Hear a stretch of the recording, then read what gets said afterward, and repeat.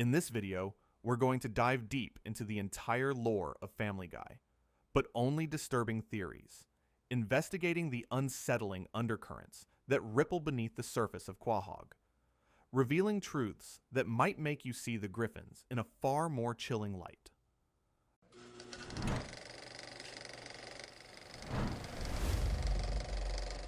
Our journey begins with Season 1, Episode 1, titled Death Has a Shadow, where the series immediately lays bare the horrifying ambitions of its youngest, most articulate member, and the deep, almost self-destructive dysfunction that defines the Griffin family from day one. The episode opens with the Griffins watching a bizarre sitcom parody where children are punished with snake pits and chambers of fire for minor transgressions. Peter, with his characteristic lack of insight, muses that the sitcom family lives in a crummy neighborhood, completely missing the unsettling violence playing out on screen. This early scene acts as a grim foreshadowing, hinting at the casual cruelty and warped reality that will become commonplace in Quahog. Soon after, we are introduced to Meg, sitting at the kitchen table, already expressing profound insecurities about her appearance. "Mom, my lips are too thin. Can I please get collagen injections?" she asks. Lois dismisses her, stating that most of the world's problems stem from poor self-image, a statement immediately undercut by a cutaway to a dejected Adolf Hitler in a gym, struggling with tiny dumbbells, clearly suffering from his own poor self-image in the face of a more muscular, confident Jewish man. This quick, jarring juxtaposition highlights the show's early tendency to turn deep psychological issues into a darkly comedic punchline, setting a disturbing precedent for Meg's future. But the true chilling heart of this initial chapter lies with Stewie. As Meg voices her insecurities, Stewie sits in his high chair, not playing with typical baby toys, but meticulously using a screwdriver on a complex blue and yellow ray gun. He declares, "Excellent! The mind control device is nearing completion." When Lois casually takes the device from him, treating it as a mere toy, Stewie's true nature explodes. "Damn you, vile woman! You've impeded my work since the day I escaped from your wretched womb," he snarls, his words far too advanced, far too venomous for a 1-year-old. He explains that his birth was his victory day, the fruition of my deeply laid plans to escape from that cursed ovarian Bastille. He demands the device back, threatening, "Mark my words, when you least expect it, your comeuppance will come." This is not a baby playing. This is a highly intelligent, deeply disturbed sociopath with a singular, matricidal agenda, openly stating his intent to kill his mother from his very first appearance. It's a shocking, undeniable declaration of a child's pure, unadulterated evil, presented as a casual gag, but carrying profound implications for the show's dark lore. Meanwhile, Peter's own brand of dysfunction quickly takes center stage. He attends a stag party, promising Lois he won't drink, a promise he immediately breaks. His binge drinking leads to him being fired from his job at Happy-Go-Lucky Toys for falling asleep and allowing dangerous items like knives, power strips, and even a live porcupine to pass as children's toys. The resulting news report shows children suffering injuries from these bizarre products, a direct consequence of Peter's irresponsibility. Faced with Lois's inevitable anger, Peter, advised by a cartoon devil on his shoulder, his angel is stuck in a heavenly traffic jam, chooses to lie, telling Lois she's getting kind of fat, rather than admitting his failure. This casual cruelty, born of self-preservation, establishes Peter's deeply flawed moral compass. The climax of this episode, and a key revelation for the disturbing lore, comes when Peter, after several failed attempts at new jobs, decides to commit welfare fraud. He mistakenly believes he's getting $150 a week, when in fact, the check is for $150,000. This massive windfall leads to absurd, irresponsible spending, like buying a moat for their house, renting the statue of David, and even getting Meg the lip injections she desired, and Chris breast implants. This brief, extravagant period highlights Peter's complete lack of financial responsibility and his willingness to exploit the system. When Lois discovers the fraud, Peter tries to make amends by dumping the money from a blimp over the Super Bowl, causing a riot. In court, despite Lois's heartfelt speech about loving Peter, no matter how flawed he is, they are both sentenced to jail. However, Stewie, hidden in the gallery, finally gets his moment. He zaps the judge with his mind control ray, forcing the judge to not only release Peter, but also give him his old job back. This final act is deeply disturbing, not just because Stewie successfully manipulates the legal system, but because it confirms his advanced intellect and the terrifying efficacy of his inventions. It suggests that the reality of Quahog can be bent and twisted by a one-year-old's will, ensuring that consequences for the Griffins are often fleeting or entirely negated, trapping them in a cycle of chaos. The episode ends with Peter, still unrepentant and unlearning nothing, planning his next scam, a minority scholarship. This inaugural episode perfectly sets the stage for the dark lore of Family Guy. It introduces Stewie as a child genius sociopath, openly hostile and capable of real manipulation. It establishes Peter as an irresponsible, casually cruel, and often oblivious figure whose actions have wide-reaching, often dangerous, consequences. And it hints at a world where logic is a suggestion, and the dysfunctional core of the Griffin family is not just a comedic premise, but a disturbing, inescapable reality. If you're enjoying this video, don't forget to subscribe and hit the like button to help the channel grow. Now let's continue. Stewie's foundational malevolence, openly declared in the first episode, didn't remain a mere threat for long. Our journey continues with Season 6, Episode 4, titled Stewie Kills Lois, an episode that delivers on the baby's chilling promise and forces the audience to confront the horrifying reality of his matricidal ambition, even if only for a time. This chapter peels back the layers of a seemingly fantastical plot to reveal the disturbing implications of Stewie's ultimate victory. The episode opens with the usual Family Guy credits, a bright, cheerful musical number that stands in stark, almost ironic contrast to the dark events about to unfold. We then find the Griffin family celebrating Lois's birthday at a fancy restaurant. The gifts are typical Griffin fare. Chris and Meg give her Topol, the smoker's tooth polish, as a not-so-subtle hint, while Brian's gift of 2 cruise tickets sparks immediate jealousy from Peter, who is furious that Brian exceeded their $20 gift limit. Lois, ever the optimist, assumes the second ticket is for Peter, much to Brian's disappointment, who mutters about it being a bigger waste of time than Ringo Starr's songwriting. This mundane family interaction, filled with petty squabbles and Brian's quiet despair, serves to lull the viewer into a false sense of normalcy before the narrative takes its dark turn. Peter and Lois eventually embark on their cruise, leaving the children behind. Peter's antics quickly get him banned from the poop deck for, as he argues, actually using it for its intended purpose, a moment of classic Peter absurdity that feels almost out of place given what's to come. Back at home, Stewie, left behind with Brian, is devastated that he's not going on the cruise, complaining about the disappointment.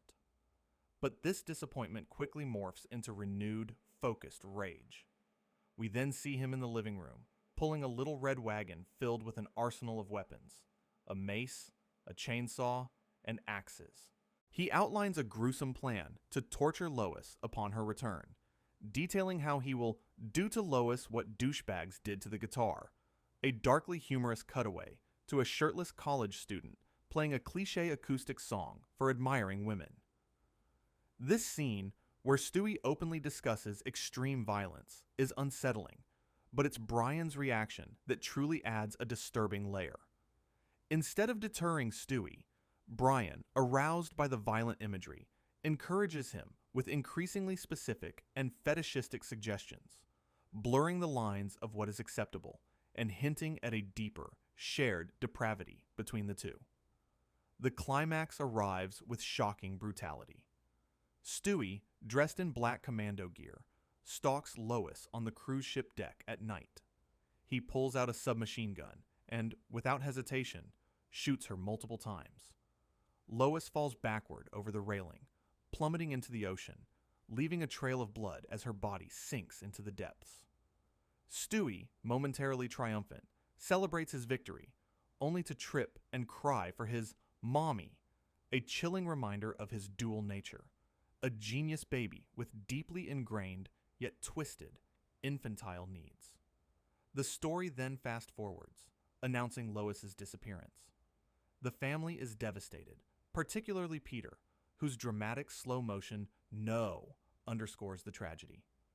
Joe Swanson informs a grieving Peter that the search has been called off.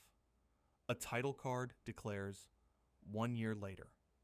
The impact of Lois's absence is profound. Peter goes on a series of comically disastrous dates, highlighting his inability to cope, while Meg, disturbingly, steps into the maternal role, taking over household duties. Stewie, from his high chair, secretly gloats about getting away with the murder, his hidden triumph a chilling constant. However, the truth begins to unravel.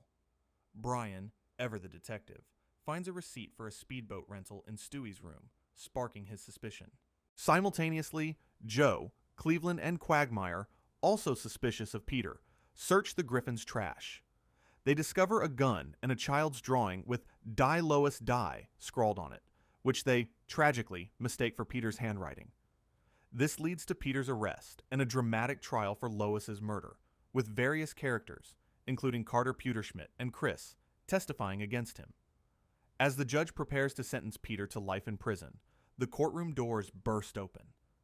The silhouetted figure standing there is Lois, alive and well, to the shock of everyone. She explains that Peter didn't kill her, but someone else did. In a dramatic, horrifying moment, she points directly at a stunned Stewie and declares, "It was Stewie." The episode ends on this cliffhanger, leaving the audience to grapple with the full, disturbing weight of Stewie's successful, albeit temporary, matricide and the family's shattered reality. This chapter forces us to acknowledge that Stewie's threats are not just jokes. They are the dark, violent core of his character, capable of breaking the fundamental bonds of the Griffin family, even if only for a to-be-continued moment. The shocking cliffhanger of Lois's apparent murder and subsequent return, pointing a finger at Stewie, left a profound mark on the Family Guy lore. Our journey continues with Season 6, Episode 5, titled Lois Kills Stewie, which immediately follows the previous episode, delving deeper into the brutal, cyclical nature of the Griffin family's dysfunction and revealing a chilling darkness within Lois herself, once she's pushed to her absolute limit. This episode, initially presented as the conclusion to a two-part special, ultimately adds a meta layer that makes the preceding events even more disturbing. The chapter opens with a news report, setting the stage for the dramatic courtroom scene. Inside, Peter and Lois share a brief, emotional embrace. Lois, still reeling from her ordeal, attempts to tell Peter that Stewie tried to kill her, but Peter, in his typical oblivious fashion, dismisses her, unable to grasp the gravity of her words. Lois, however, insists on Stewie's evil, recounting the horrifying flashbacks of him shooting her on the cruise ship, her fall into the ocean, and her unexpected rescue by a reverse merman, a creature with a fish head and human legs.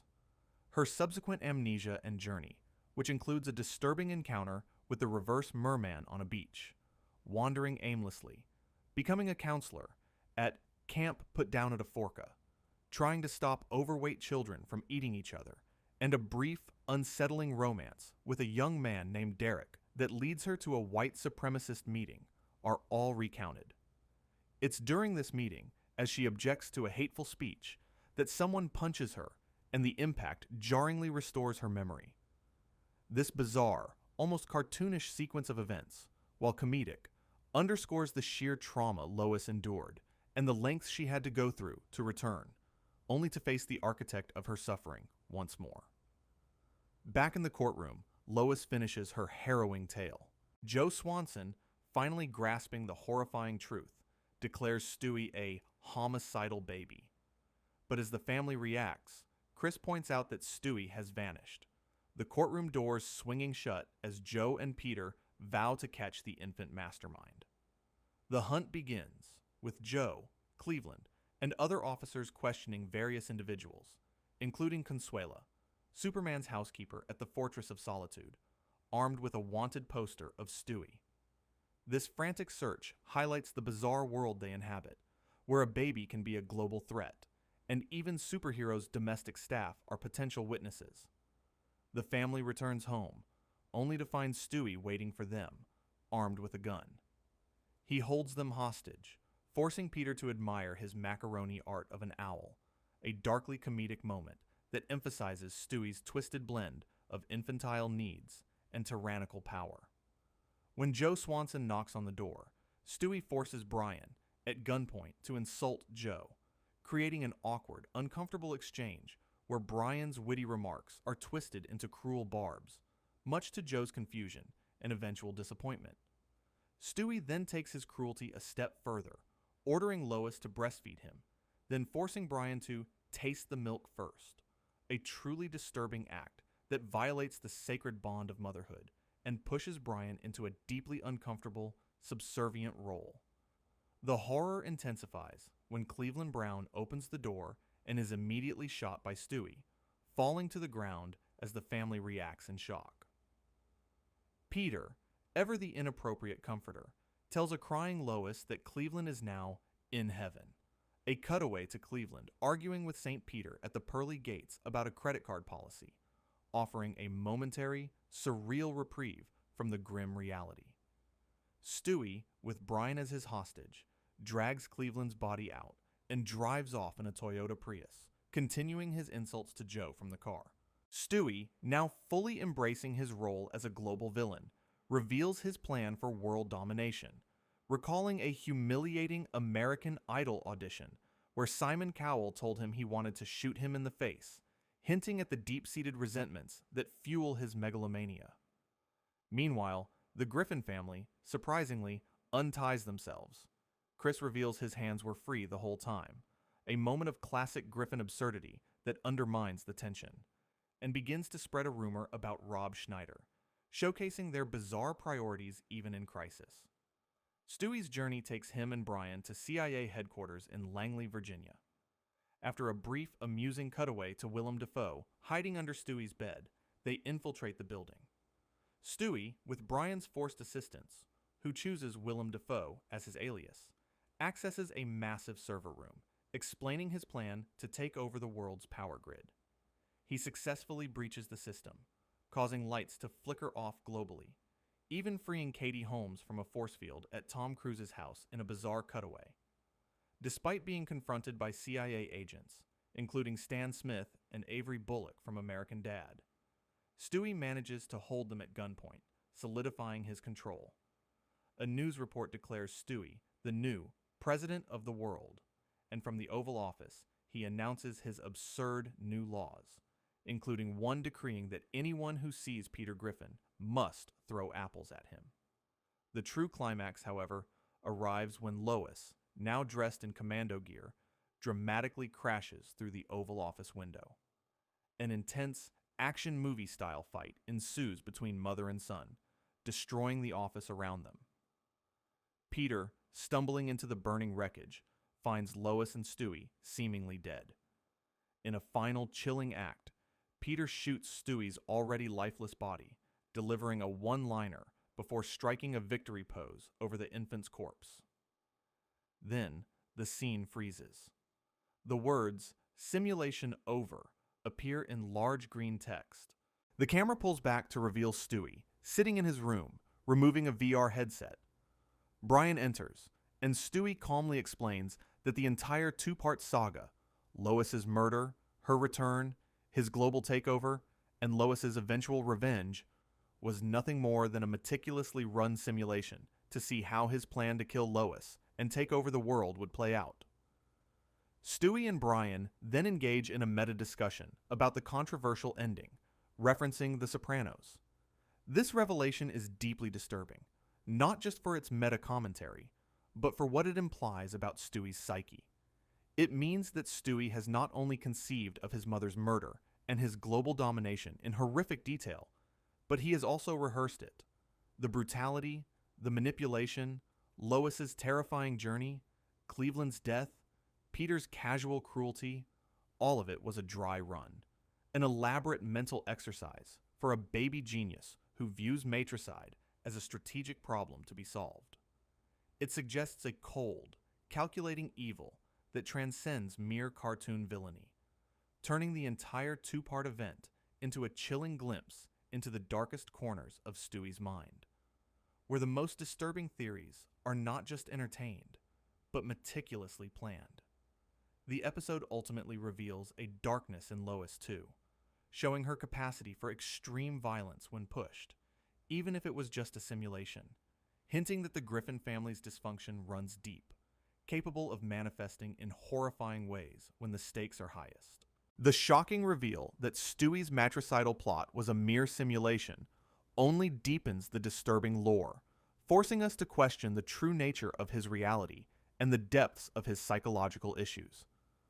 Our journey continues with Season 16, Episode 12, titled Send in Stewie Please, an episode that pulls back the curtain on Stewie's inner world, revealing a profound identity crisis, suppressed trauma, and the unsettling possibility that his entire persona is a carefully constructed facade. This chapter offers a rare, unfiltered glimpse into the mind of Quahog's most complex and disturbing character. The episode opens after the standard Family Guy theme song, in the colorful, almost childish waiting room of a child psychologist, Dr. Cecil Pritchfield. Stewie, carrying a small blue backpack, walks in and sits on the couch, exuding an air of boredom and disdain. He immediately launches into a dismissive rant about reality television personalities like Bethany Frankel and Andy Cohen, and a failed opportunity for the Rachel Zoe project, showcasing his unusual interests and a world-weary cynicism that is deeply out of place for a baby.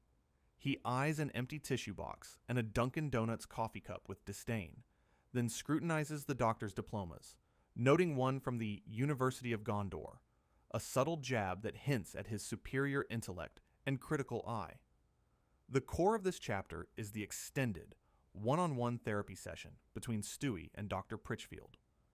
The doctor asks Stewie why he is there, prompting a back and forth filled with British insults, and Stewie's increasing agitation that the doctor cannot hear the distinct British accent in his own voice. This is a crucial, deeply unsettling moment. Stewie's British accent, a hallmark of his character, is revealed to be something only the audience, and apparently Stewie himself, truly perceive. This immediately introduces the theory that Stewie's entire sophisticated persona, including his accent, is a mental construct, a delusion, or a hidden facet of his personality that the other characters are either oblivious to or simply cannot process. Stewie then rises and, observing a framed photograph on the doctor's table, launches into a detailed deductive monologue about Dr. Pritchfield's life. He correctly deduces the doctor's partner, Michael, their financial struggles, and their insecurities, even pinpointing a book of Shakespeare as a reference point.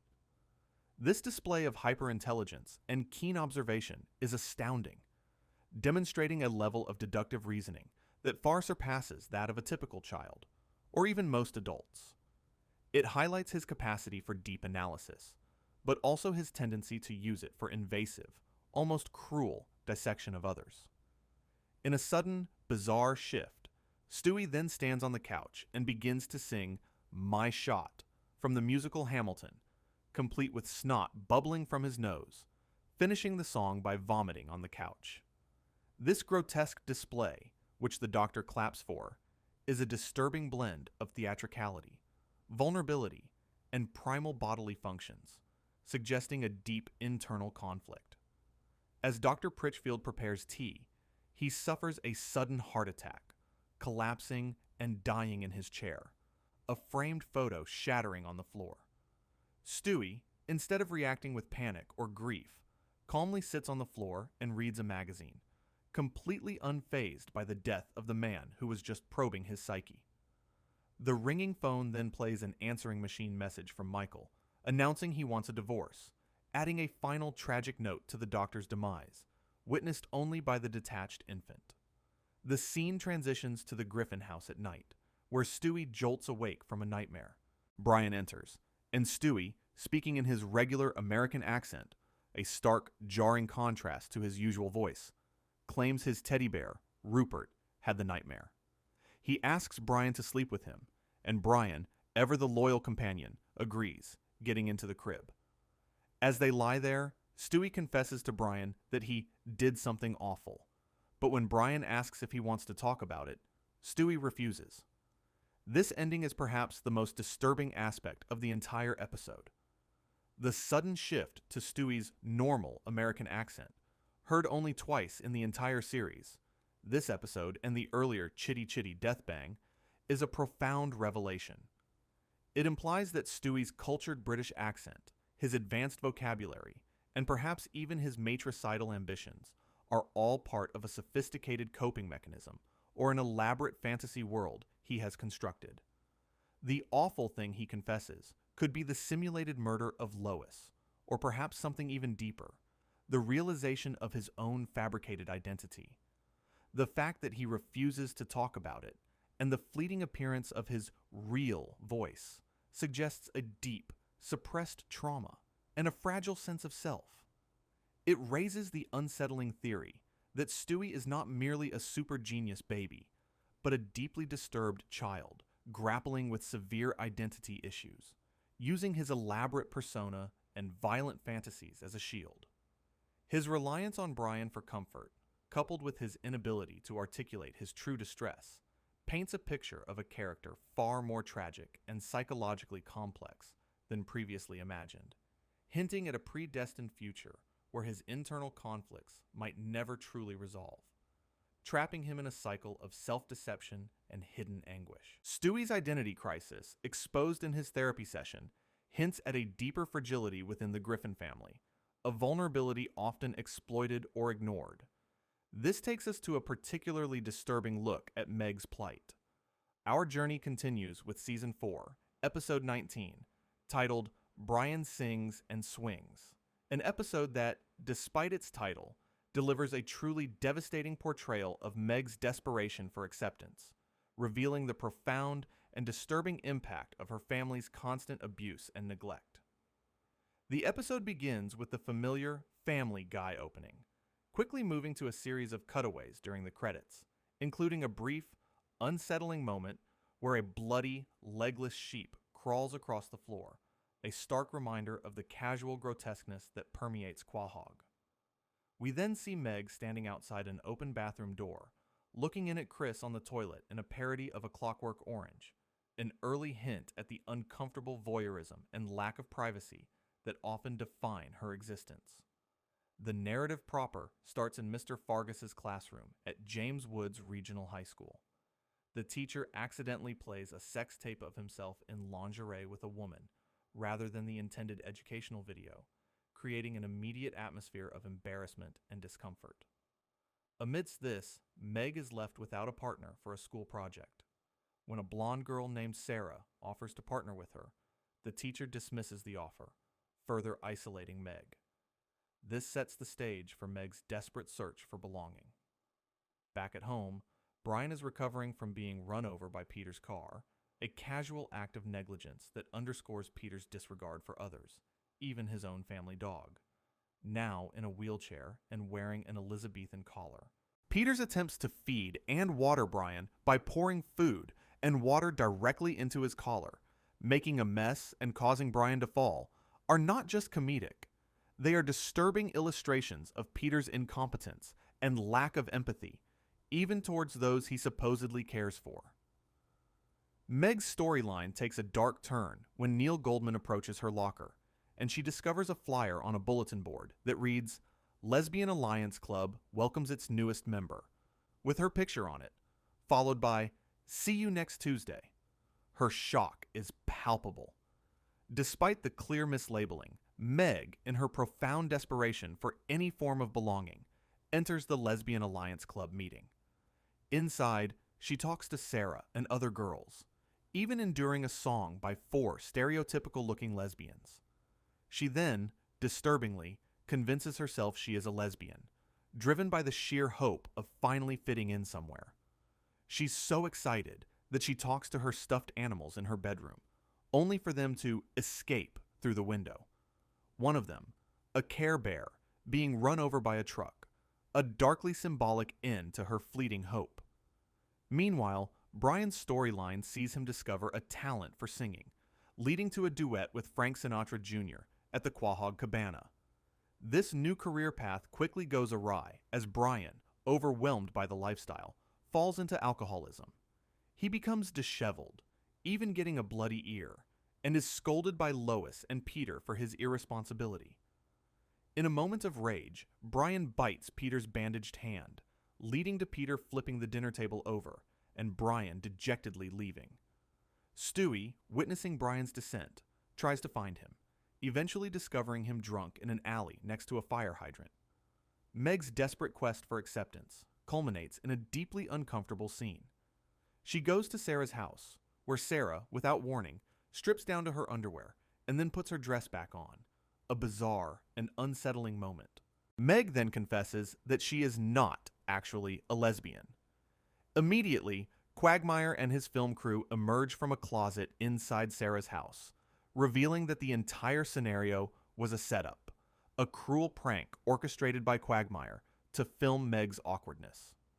The sheer violation of Meg's privacy and vulnerability, her deepest hopes for acceptance being turned into a twisted form of entertainment, is profoundly disturbing. It is a stark reminder of the constant ridicule and humiliation she endures, not just from her family, but from the wider world of Quahog. The episode concludes with Brian, Stewie, and Frank Sinatra Jr. performing together, and Brian, despite his struggles, seemingly finding some redemption. However, Meg's storyline ends with her public humiliation, leaving her more isolated and rejected than ever. This episode, despite its comedic elements, offers a truly disturbing look at the devastating impact of chronic abuse and neglect on a young person. Meg's willingness to embrace a false identity, to endure bizarre and humiliating situations, simply for a fleeting sense of belonging, underscores the deep psychological scars left by her family's constant cruelty. It paints a picture of a character trapped in a cycle of desperation, where even the most basic human need for acceptance is denied and exploited, confirming a disturbing pattern in the lore of Family Guy, where Meg is often the designated victim, her suffering a recurring, unsettling theme. Meg's profound desperation for acceptance, so tragically revealed in her misguided attempts to fit in, is a recurring motif in the disturbing lore of Family Guy. This often stems from the casual, almost unconscious cruelty of her own family, particularly her father. Our journey continues with Season 5, Episode 5, titled Whistle While Your Wife Works, an episode that, while focusing on Peter and Lois's marital dynamics, disturbingly underscores Peter's consistent, deeply ingrained neglect and cruelty towards Meg, a pattern that extends far beyond simple apathy. The episode opens with the Family Guy intro, quickly shifting backstage where the family is sprawled amidst the wreckage of a chaotic performance. Peter, ever self-absorbed, complains about his swollen foot, completely ignoring the dancer he landed on, who appears to have a punctured lung.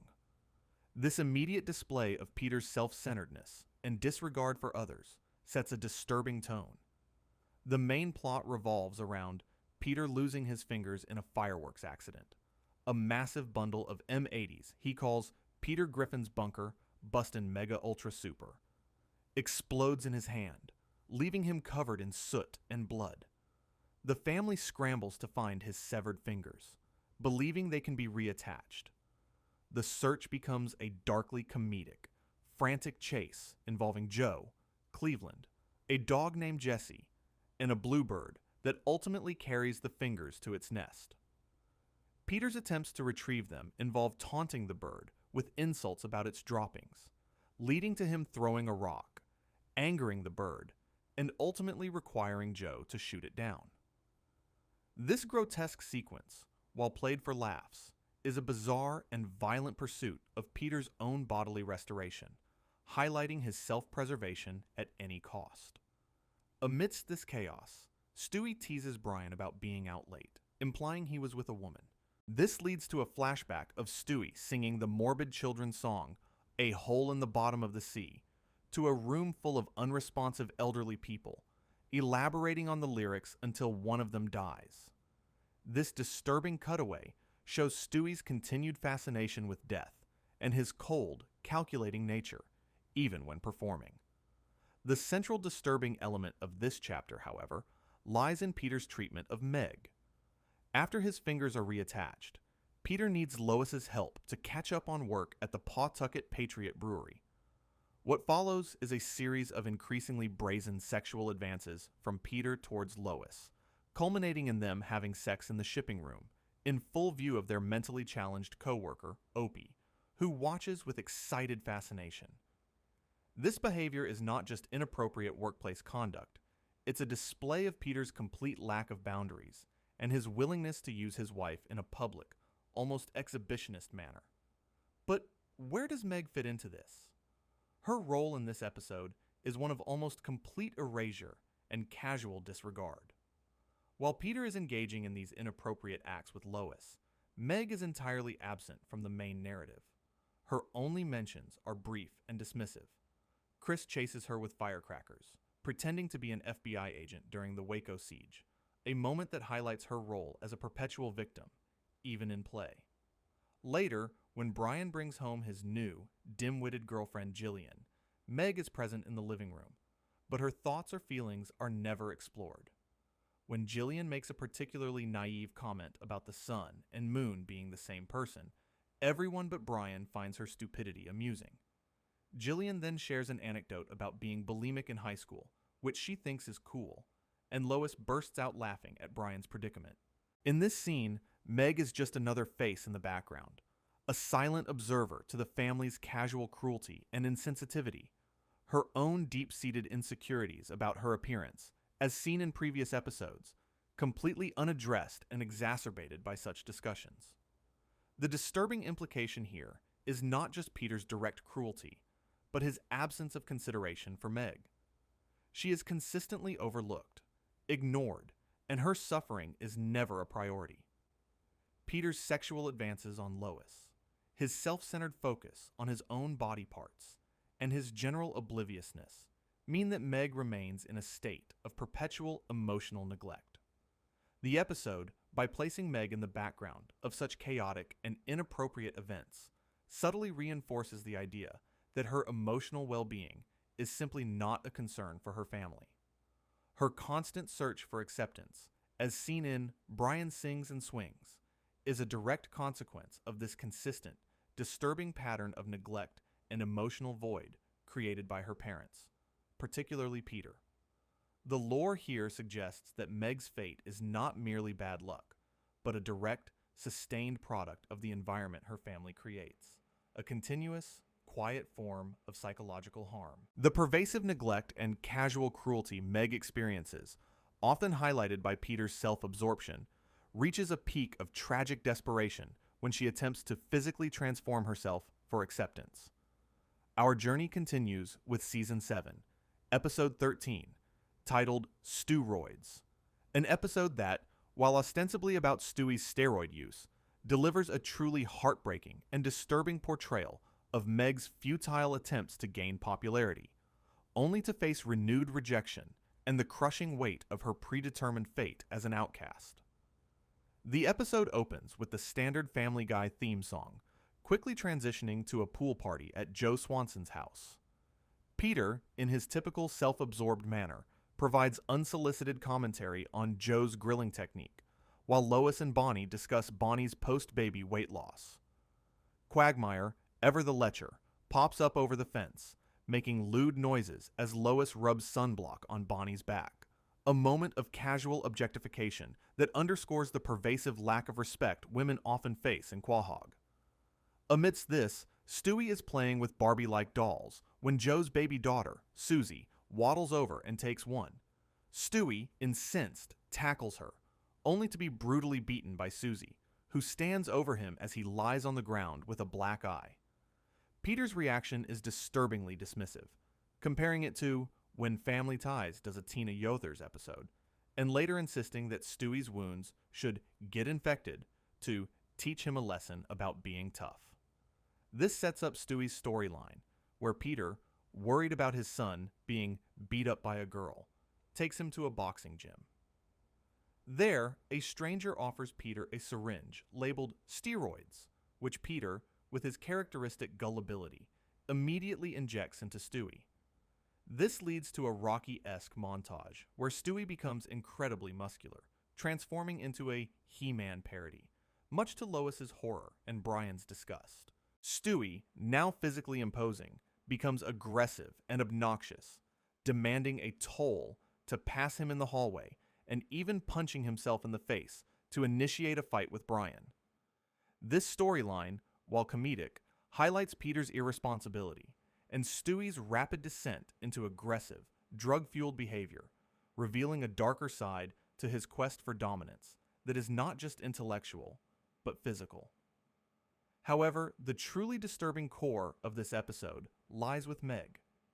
In the school hallway, she tries to avoid her popular tormentor, Connie D'Amico, but eventually approaches her, hoping to connect over High School Musical 2.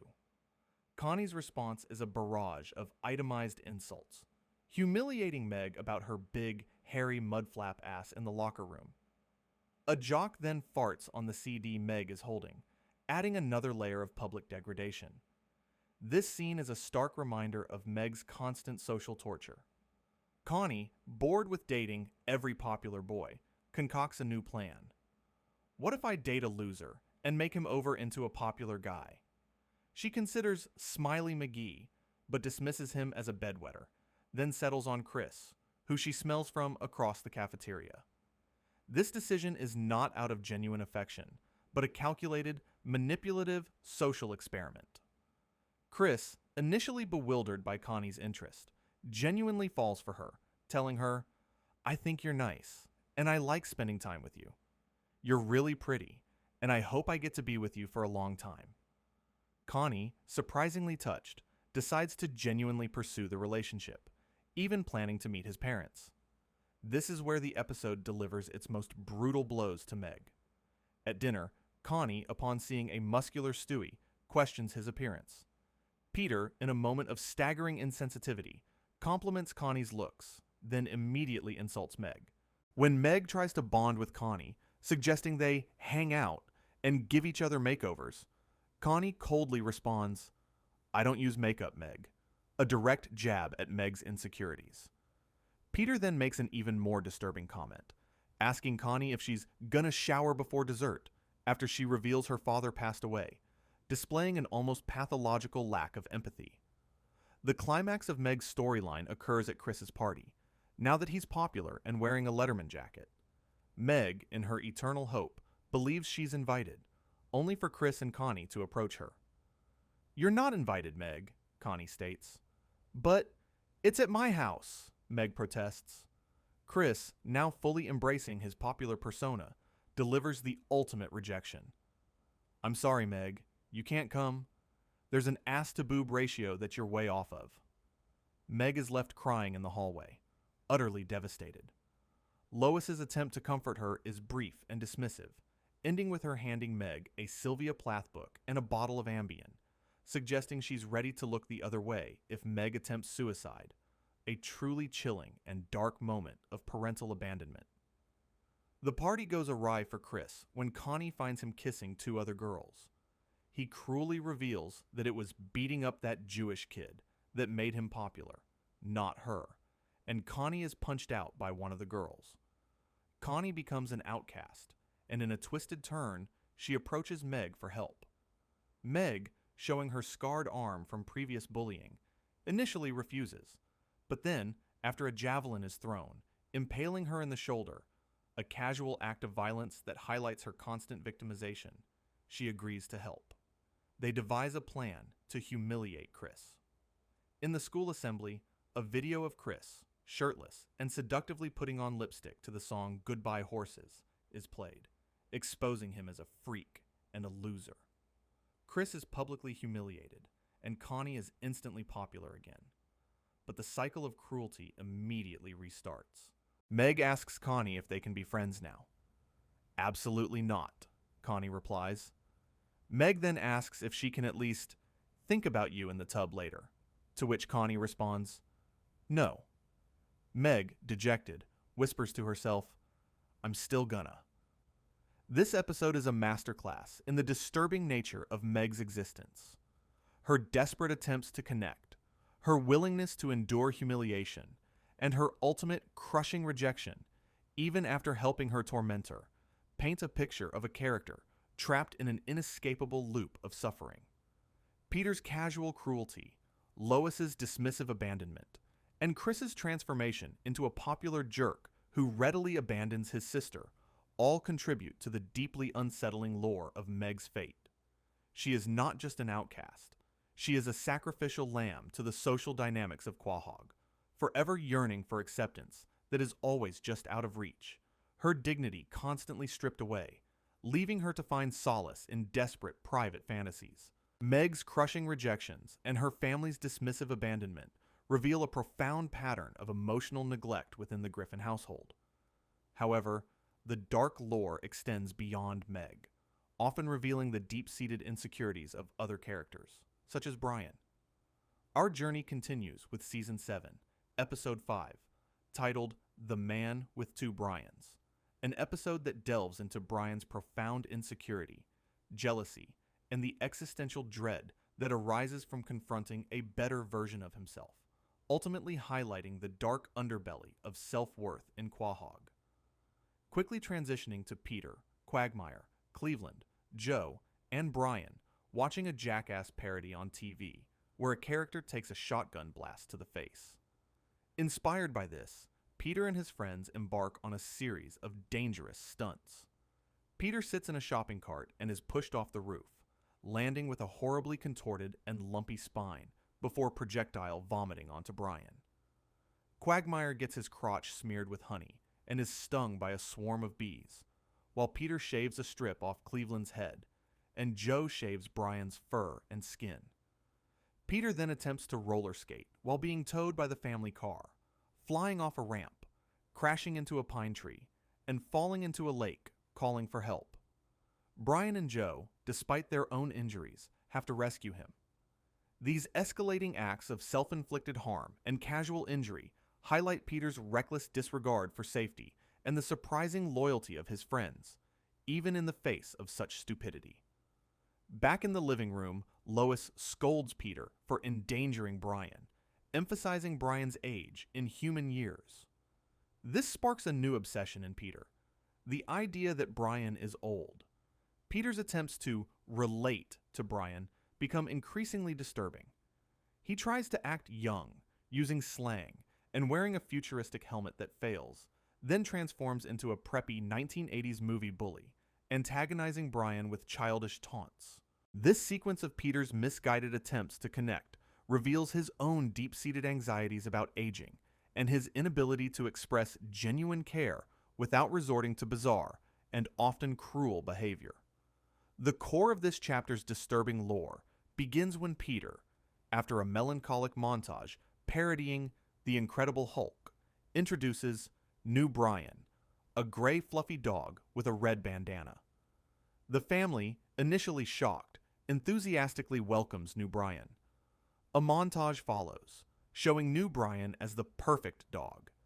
He wakes Peter and Lois with a flute, bakes for the family, sings karaoke with Lois, and plays guitar. He is overly positive, talented, and seemingly flawless. This immediate and complete replacement of Brian by a better version is deeply unsettling. It's a harsh commentary on how easily people can be replaced when someone better comes along, and it strikes at the heart of Brian's greatest insecurity, his self-worth. Brian, feeling utterly replaced and unappreciated, collects his luggage and leaves the Griffin house. His attempts to find solace with Quagmire and Cleveland prove unbearable, revealing the limits of their friendship and the depth of his isolation. He eventually says a tearful goodbye to the family, believing he is leaving for good. This moment of abandonment is heartbreaking, reflecting the real-world fear of being deemed obsolete and unloved. In a brief moment of hope, Brian decides to return, showing the family old home movies of himself as a cute puppy, reminding them of their bond. The family, momentarily emotional, welcomes him back. But this fleeting reunion is immediately shattered when new Brian, sleeping on the floor, farts. Peter, mistakenly thinking it was Brian, gets angry and kicks Brian out of the house again. This casual, almost comical act of banishment, based on a mistaken identity, is profoundly cruel, highlighting the arbitrary nature of Peter's affections and the precariousness of Brian's place in the family. Stewie, however, sees the injustice. He finds Brian on the front porch and intervenes when Peter emerges with a shotgun, intending to put Brian down, referencing Old Yeller. Stewie explains that new Brian was the one who farted. Despite this, the family, still enamored with new Brian, continues to have a karaoke night, laughing and enjoying his company, while Stewie looks on, annoyed. The disturbing climax of the episode and the deepest dive into Brian's existential dread occurs when Stewie, fed up with new Brian, confronts him. New Brian nonchalantly admits to humping Stewie's beloved teddy bear, Rupert. Stewie, enraged by this violation, takes swift, brutal action. The scene cuts to Stewie dragging a large, heavy trash bag, leaving a clear blood trail out to the curb. Peter then reads new Brian's supposed suicide note to the family, who are momentarily sad but quickly get over it, with Peter introducing a new pet hamster named Bernie. The implication is clear and chilling. Stewie has murdered new Brian. The final shot is of a heartbroken Stewie in the shower, sadly washing his teddy bear, Rupert, as water falls on them. This ending confirms Stewie's capacity for extreme violence when his emotional attachments are threatened, but it also reveals the depth of Brian's insecurity. New Brian was a physical manifestation of Brian's fears of inadequacy, a mirror showing him how easily he could be replaced. Stewie's act, while horrifying, was a twisted act of loyalty to the original Brian, eliminating the better version. The disturbing lore here is not just about Stewie's violence, but about Brian's fragility, his constant struggle with self-worth, and the unsettling ease with which the Griffin family can discard and replace those they claim to love, only for the problem to be violently removed by their matricidal infant. It forces us to confront the idea that in Quahog, even love and loyalty can be a transactional, disposable commodity, leading to deep existential dread for those seeking genuine connection. The sudden, violent replacement of Brian by new Brian in The Man with Two Brians highlighted the fragility of his position in the family and the casual cruelty of Peter. This unsettling theme takes an even darker, more permanent turn when Brian faces his own mortality. Our journey continues with Season 12, Episode 6, titled Life of Brian, an episode that dared to kill off a main character, forcing the audience to confront the true meaning of Brian's death and the surprisingly muted, yet ultimately devastating, impact on the family and the very fabric of song.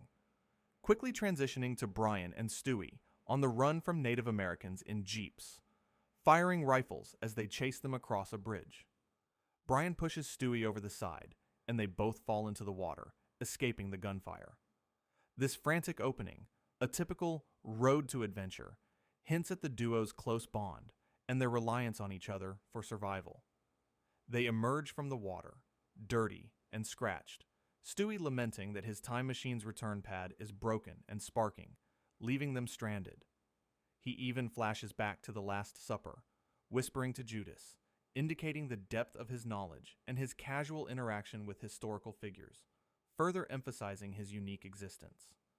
They find themselves in a city populated solely by Native Americans, where a jean jacket store is crowded, while a all other stuff store quickly puts up a now selling jean jackets sign and attracts a new crowd, a satirical commentary on consumerism. Brian and Stewie eventually discover a wooden, Native American-style time machine in a parallel version of Stewie's room.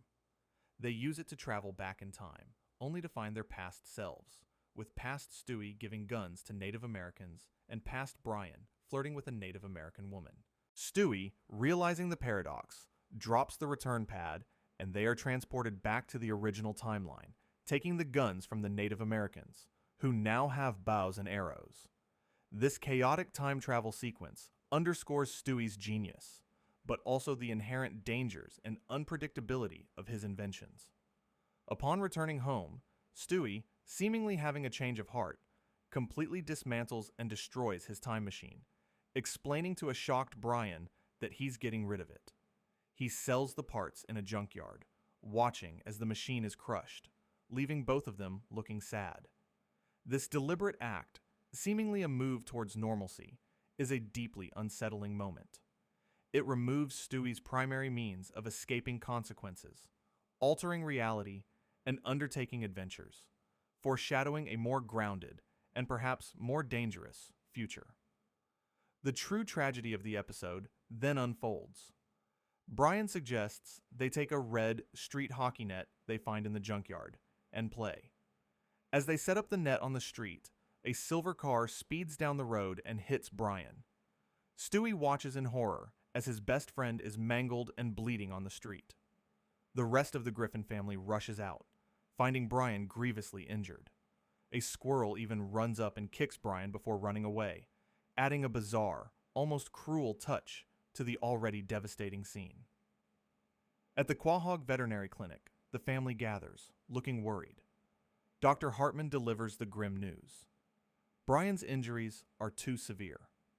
In a heartbreaking scene, the family gathers around Brian on the operating table, heavily bandaged and bleeding. Brian delivers his last words, saying, "You've given me a wonderful life. I love you all," before the heart monitor flatlines.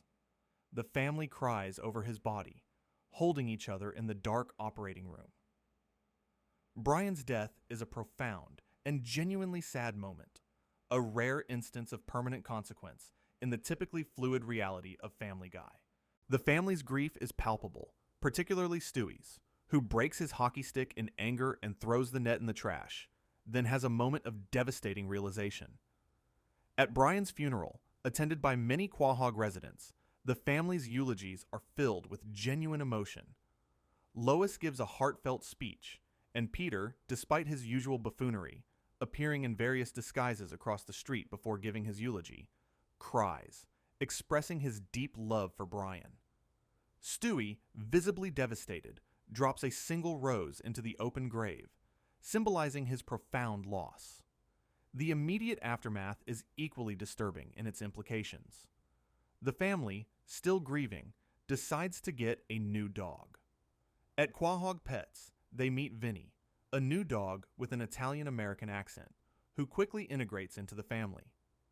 Vinny, a pussy hound, as Peter misunderstands, cooks for Lois, makes jokes with Chris and Meg, and drinks beer with Peter, quickly filling the void left by Brian. Stewie, initially angry and resentful of Vinny, struggles to accept him.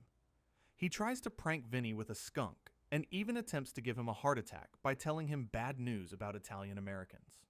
However, Vinny, with his street smarts and surprising empathy, eventually confronts Stewie. Stewie, sitting on the grass, confesses that he's crying because he misses his friend Brian. Vinny comforts him, sharing a story about his own loss, and the two eventually hug, forging a new, unexpected friendship. The true disturbing lore of Life of Brian lies not just in the death of a beloved character, but in the family's ability to move on so quickly. While their grief is real, the speed with which they replace Brian with Vinny, and Vinny's almost immediate acceptance into their chaotic dynamic, suggests a disturbing disposability of relationships within the Griffin household.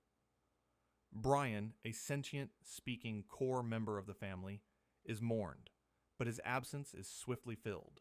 Stewie's profound grief, however, is a deeper cut. His bond with Brian was unique, a partnership in crime and adventure. Losing Brian and the destruction of his time machine strips Stewie of his most consistent companion and his primary means of agency, leaving him vulnerable and isolated in a way he hasn't been since the very beginning of the series. The episode forces us to contemplate the casual cruelty of fate in Quahog, and the unsettling idea that even the most significant losses can be quickly, if not fully, replaced, leaving behind only the lingering echoes of grief and the profound, personal trauma of a tiny, brilliant mind. Brian's tragic demise and the family's quick adoption of Vinny in Life of Brian highlighted the superficiality of some relationships and the depth of Stewie's grief. Yet, beyond the personal trauma, Brian himself harbored deep existential struggles that underpinned his character. Our journey continues with Season 10, Episode 12, titled Livin' on a Prayer, an episode that starkly explores Brian's deep-seated atheism and the existential void it creates, leading to a disturbing struggle with meaning and purpose in a chaotic world, forcing him to confront the limits of his own beliefs. The episode opens with a parody of the Little House on the Prairie credits, featuring the Griffin family and Quahog characters in a charming, old-fashioned setting, a stark contrast to the intellectual and spiritual conflict about to unfold. The scene quickly shifts to the Quahog Public Library, where a folk singer performs for a group of children, including Stewie. Stewie, ever the critic, dismisses the singer's performance and makes a snarky comment about Kevin Smith, then wonders why the singer's wife isn't at the show, implying a deeper, unstated personal life. He even boasts to another child about attending the singer's earlier, real shows, showcasing his pretentious side. Lois introduces herself to another mother, Hope, and her husband Ben. They express interest in a playdate for their son and Stewie. This seemingly innocuous introduction quickly leads to the central conflict of the episode. Later, Stewie and his new friend, Scotty, are playing with Transformers in the nursery. Brian tries to join them, but Stewie, protective of his game, becomes increasingly upset, yelling at Brian to leave. This brief interaction foreshadows Brian's impending isolation, even from those he loves. The disturbing heart of this chapter emerges when Scotty collapses while playing gin rummy with Stewie. Lois and Peter rush him to the hospital, where Dr.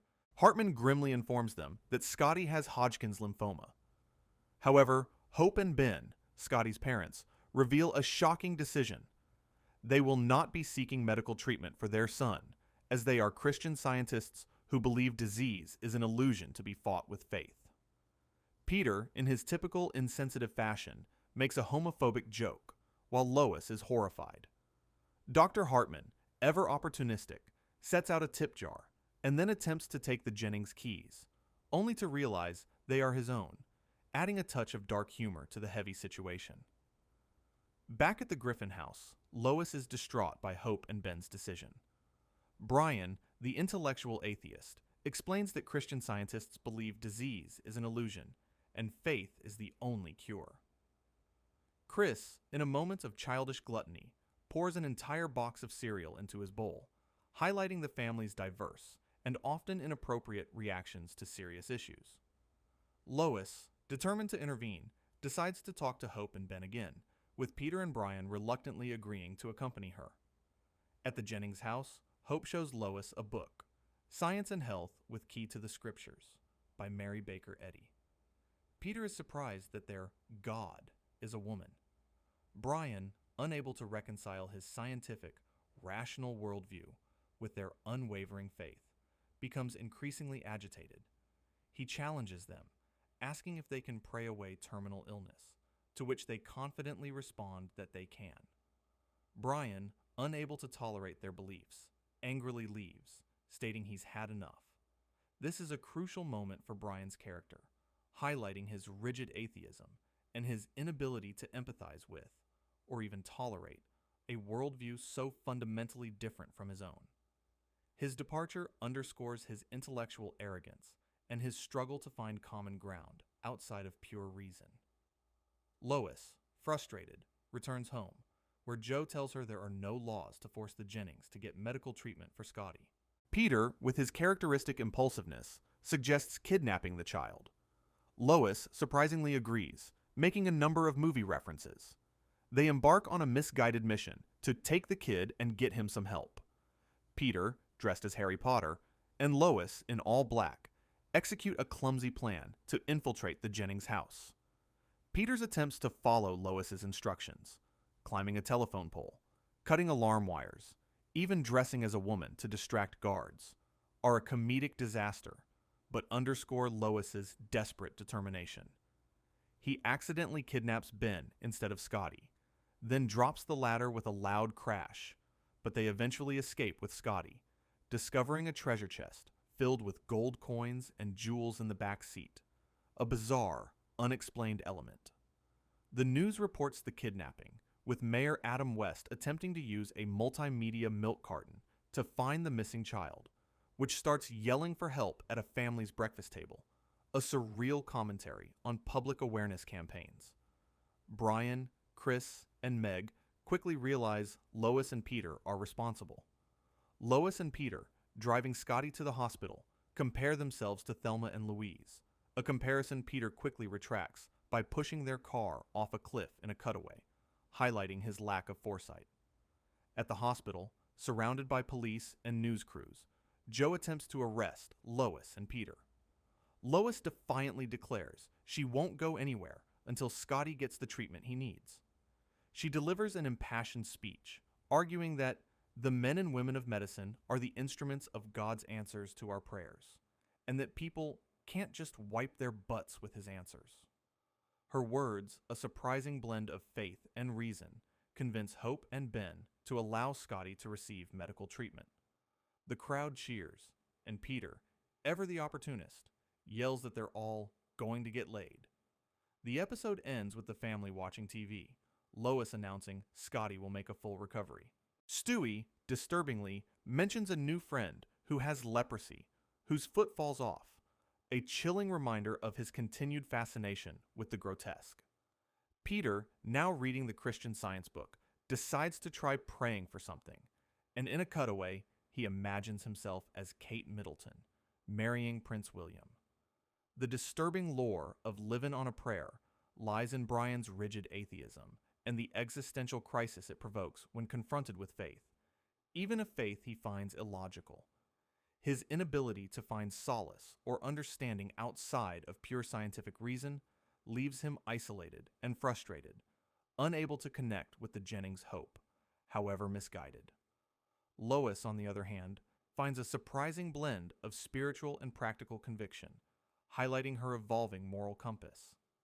The episode explores the disturbing idea that in a world where profound suffering exists, the absence of faith, or the inability to reconcile it with reason, can leave one adrift in a chaotic, meaningless universe, a stark contrast to the often absurd reality of Quahog, where even a child's life hangs in the balance of differing beliefs. Brian's existential struggle with atheism in Livin' on a Prayer reveals his intellectual and emotional vulnerabilities, a stark contrast to Peter's often self-inflicted chaos.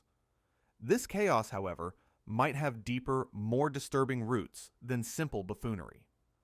Our journey continues with Season 3, Episode 1, titled The Thin White Line, an episode that, through Brian's foray into law enforcement and Peter's subsequent attempts to join in, offers a chilling glimpse into the origins of Peter's increasing cognitive decline and the disturbing possibility of self-inflicted brain damage.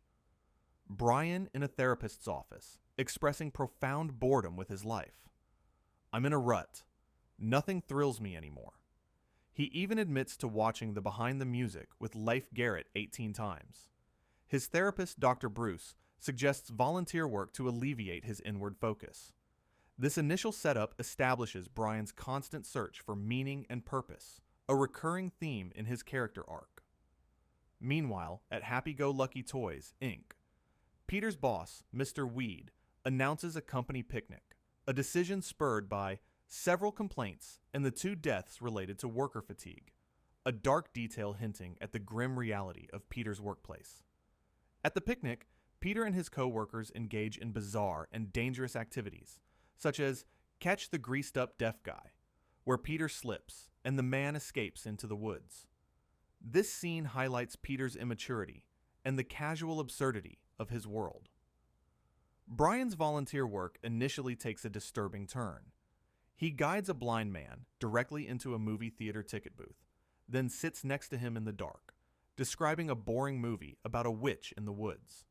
He then volunteers at Shady Farm Nursing Home, playing checkers with an elderly woman named Pearl, who is hooked up to a life support monitor. Pearl, in immense pain, pleads with Brian to pull the plug and set me free. Brian, conflicted, almost complies, but Pearl suddenly sits up, wide-eyed, screaming, "This dog is trying to kill me." This unsettling encounter reveals the moral dilemmas Brian faces in his attempts to help others, and the dark side of compassion. Back at the picnic, Mr. Weed announces the final contest. The winner of a week's paid vacation will be the last one standing after being shot with tranquilizer darts. Mr. Weed, holding a rifle, fires darts into the air, and the attendees scatter in panic, with several falling into a quicksand pit. Peter, despite his general incompetence, manages to outrun many, but is eventually shot in the butt with a dart by Mr. Weed, collapsing and mumbling incoherently. This bizarre contest highlights the dangerous, almost gladiatorial nature of Peter's workplace, where even a company picnic can turn deadly. Brian's life takes an unexpected turn when Joe Swanson recruits him for the police force, impressed by Brian's keen sense of smell. Brian, now a narc in a police uniform, quickly proves his worth. He sniffs out Quagmire's recent trip to Manila, detailing his activities with 2 Filipino women and a man, much to Quagmire's horror. Brian then sniffs out a drug dealer at the airport, chasing him, pushing a luggage cart into him, and causing bags of white powder to spill. Brian, in a deeply disturbing moment, bends down and licks the powder off the floor, immediately experiencing a rush and exclaiming, "It's Coke! Yes! All right! We got him! This is great! Oh, this is the rush I've been looking for." This casual use of illegal drugs by a law enforcement officer and his immediate addiction to the rush marks a dark turn for Brian, revealing his vulnerability to escapism and dangerous thrills. Brian's drug use escalates. He uses his heightened senses to detect that Lois's toast is ready, Meg's new conditioner, and that Stewie needs changing. He then leads Joe to a Sunday school class, claiming it's a drug bust. He rips a poster of Jesus off the wall, revealing a hidden room where midgets are processing drugs. Brian and Joe engage in a chaotic fight with the midgets, throwing them around the classroom. Later, at the police station, Brian is praised by other officers, but he takes the confiscated cocaine, claiming he'll take it to evidence, then disappears into the men's room, clearly to use more. This shows a rapid descent into addiction, fueled by the very substances he's supposed to be fighting. The episode then jumps forward significantly. Brian, looking gaunt and jittery, is now openly high on cocaine, smoking, and launching into aggressive, paranoid rants at the dinner table. He brings home a disheveled prostitute named Tina, insults the entire family, and knocks over a picture frame as he exits with Tina. The family, realizing the severity of his addiction, stages an intervention. Meg, despite her usual shyness, attempts to read a heartfelt letter, but the scene is interrupted by unrelated cutaways, including Peter emerging from a pool with a shark fin and a bikini top, screaming about being addicted to boobies, again underscoring Peter's casual perversion. Brian's addiction leads to a therapy session where he and Peter are identified as negative influences on each other. Brian, however, defends Peter, calling him his best friend, despite the counselor pointing out, "Yes, and look where you've ended up." Brian, claiming to be clean, decides to leave, stating, "I have to, Peter. For me. I love you all." He gets into a taxi, leaving Stewie crying on the sidewalk, spitting on the ground in disgust as the words, "To be continued," appear. The disturbing lore of the thin white line lies in Brian's rapid and severe cocaine addiction, revealing a profound vulnerability to self-destructive behavior. However, it also offers a chilling insight into Peter's own cognitive state. His absurd behavior, His inability to grasp simple concepts, and his general obliviousness, as seen throughout the series, could be interpreted through the lens of early-onset brain damage. Peter's participation in dangerous stunts, his history of drug use, as hinted at in earlier episodes, and his general disregard for his own well-being might not just be comedic character traits, but symptoms of a deeper, disturbing reality. The episode, by showing Brian's immediate and severe addiction to cocaine, indirectly suggests a parallel for Peter. What if Peter's continuous, lifelong exposure to various forms of trauma and substances, often self-inflicted, has led to a slow, irreversible decline in his cognitive functions? This theory recontextualizes Peter's buffoonery as something far more tragic, a self-inflicted wound that impacts his entire family and shapes the chaotic, often dangerous reality of Quahog. Brian's descent into cocaine addiction in The Thin White Line and Peter's potential cognitive decline hint at a world far more unsettling than it appears. This brings us to one of the most enduring and disturbing fan theories. The idea that the entire absurd reality of Quahog is nothing more than a fabrication of Peter's unconscious mind. Our journey continues with Season 4, Episode 10, titled Peter's Got Woods, an episode that, through a pivotal event involving Peter, lends significant weight to the "it was all a dream" theory, suggesting that the entire series might be a product of his coma-induced imagination. Setting a deceptively cheerful tone, the narrative quickly shifts to the opulent mansion of Lois's parents, Carter and Barbara Peterschmidt. The Griffins are there for a visit, with Peter hoping to join Carter's yacht team. This initial setup establishes the stark class divide within Lois's family and Peter's constant struggle for acceptance, or at least tolerance, from his wealthy in-laws. Amidst the opulence, Brian discovers a letter from the vet revealing he has worms. He is dismayed by the cost of medication and begs Stewie not to tell anyone, a moment of vulnerability for Brian that quickly turns into a running gag. Stewie, ever the opportunist, later offers Brian money for his medication in exchange for working for him in his new cash scam pyramid scheme business. Brian reluctantly agrees, finding himself in a bizarre office filled with cubicles and baby-themed decorations, forced to make cold calls while Stewie, dressed in a business suit, plays the busy executive, even arguing with Grover from Sesame Street on the phone. This storyline highlights Brian's desperation and Stewie's continued foray into manipulative ventures, revealing the transactional nature of their relationship when money is involved. The core of this chapter's disturbing lore, however, revolves around a pivotal event for Peter. The family attends the Newport Regatta.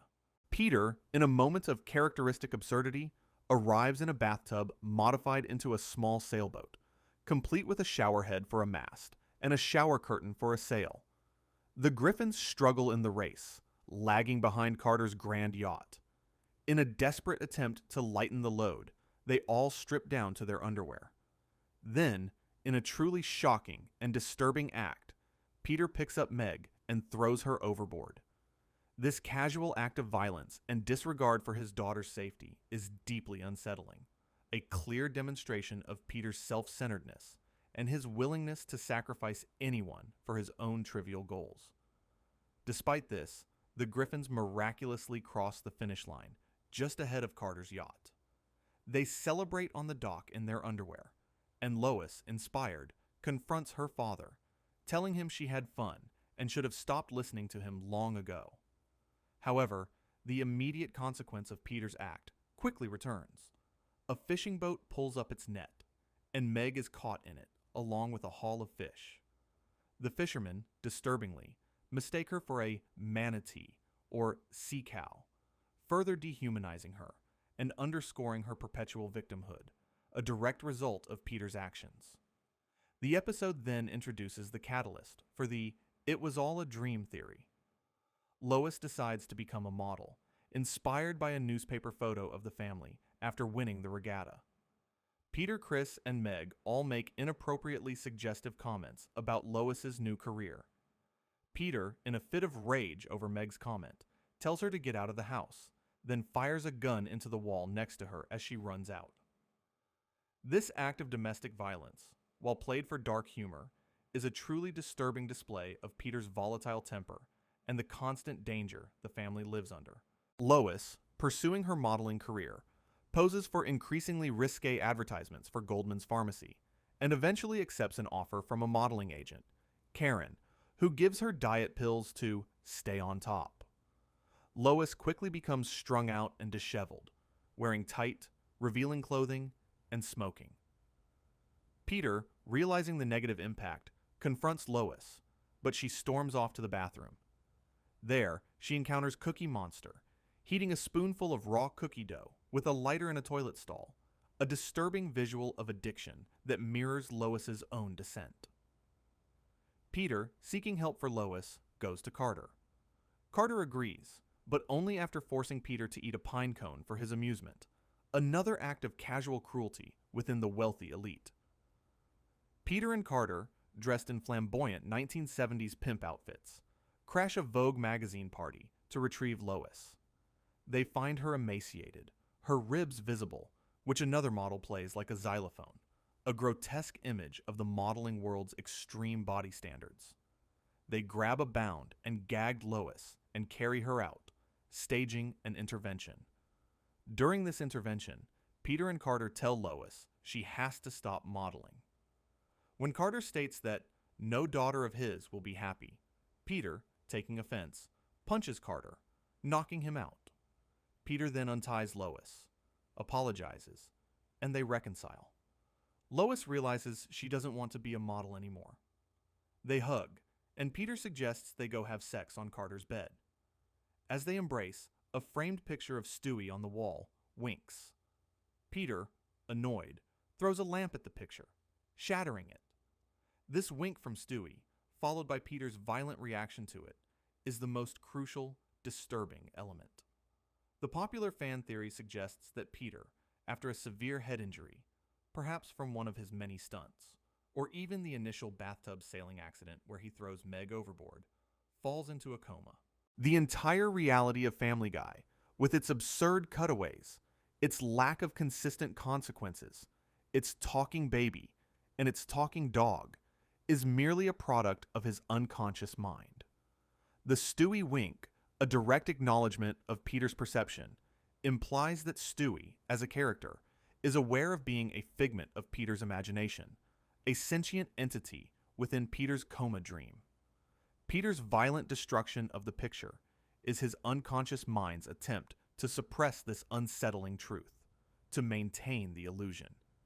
This theory recontextualizes every absurd event, every impossible scenario, and every fleeting consequence as manifestations of a brain attempting to process reality while in a deep, prolonged sleep, making the entire world of Quahog a profoundly disturbing, self-created purgatory.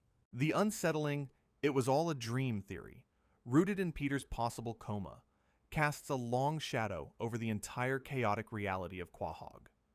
But even within that dream, the show often pushes the boundaries of what is normal or even physically possible, delving into grotesque body horror and surrealism that further destabilizes the fictional world. Our journey continues with Season 5, Episode 18, titled Petergeist, an episode that, through its grotesque body horror and surrealism, truly pushes the boundaries of what is acceptable, hinting at a deeper, more disturbing reality within Peter's potentially fractured mind. Which then transitions to Peter, Brian, Quagmire, Cleveland, and Joe sitting in a booth at the Drunken Clam. Peter, complaining about his family life, pulls out his wallet to show a family photo. He then pulls out his Rhode Island driver's license, which shows his name and address. This mundane opening quickly gives way to the supernatural. The group's discussion is interrupted by a news report on the bar's television, which then cuts to static. The bartender, attempting to fix the TV, falls to the ground, shattering glasses. This seemingly accidental death summons the Grim Reaper, a skeleton in a black robe holding a scythe. Peter, seeing an opportunity, asks Death for a favor, to send him back in time to 1984. Death agrees, and they are transported to a country club swimming pool. Peter, seeing his younger 18-year-old self, is delighted. He ignores a young Lois, who walks past in a black one-piece swimsuit and dives into the pool, choosing instead to hang out with a young Cleveland Brown in a maroon van. This initial foray into time travel sets the stage for Peter's attempts to rewrite his past. However, Peter's actions create an alternate timeline. When death transports him back to the present, Peter wakes up screaming from a nightmare next to Lois in his actual bedroom, but the house is different. In this altered reality, Lois is married to Quagmire, and their children, Chris and Stewie, have Quagmire's distinctive facial features. Peter himself is married to Molly Ringwald. This horrifying butterfly effect reveals a world where Peter's past choices have dire consequences, creating a reality far more disturbing than his own. Lois is miserable, and Quagmire's crude jokes are now part of her daily life. Peter and Brian, depressed by this new reality, return to the Drunken Clam, where a different version of the Jetsons' intro plays on the TV, showing George Jetson physically abusing Jane, further emphasizing the dark shift in this alternate world. Peter and Brian manage to summon death again, after a woman resembling Daphne from Scooby-Doo falls from a flying car and dies. Peter begs death to send them back to 1984 to correct his mistake. After a flash of light, they are back at the pool. Peter successfully asks the young Lois to the dance, correcting his past error, and his past self disappears. Back in the present, Peter and Lois are at the Newport Country Club dance. Brian, part of the band playing on stage, looks at a photo of the Griffin children, who are starting to fade away, a direct reference to Back to the Future and the precariousness of their existence. Peter and Brian break through the air ducts, fall onto the stage, and Peter punches Quagmire before passionately kissing Lois, restoring the original timeline. The photo in Brian's hand returns to normal. Brian, now on stage with a keytar, performs Rick Astley's Never Gonna Give You Up, a moment of celebratory absurdity that is abruptly interrupted when Peter is attacked by the giant chicken, leading to a long, destructive fight. The episode ends with the family, back to normal, on their couch, Lois recounting the events, and Roger from American Dad, making a cameo, asking who ate the pecan sandies. The disturbing lore of Petergeist lies in its relentless use of grotesque body horror and surrealism, pushing the boundaries of what is considered normal within the Family Guy universe. The time travel itself, while a common trope, is inherently disturbing in its ability to erase and rewrite lives, as seen with the Quagmire Griffin children. However, the true Petergeist elements manifest in the casual, almost throwaway moments of physical alteration and impossible scenarios that permeate the episode. Peter's initial transformation into an 18-year-old, the physical changes in the alternate reality's children, and the sheer violence of the Peter chicken fight, which destroys the dance, all contribute to a world where physical reality is constantly mutable and often horrifying.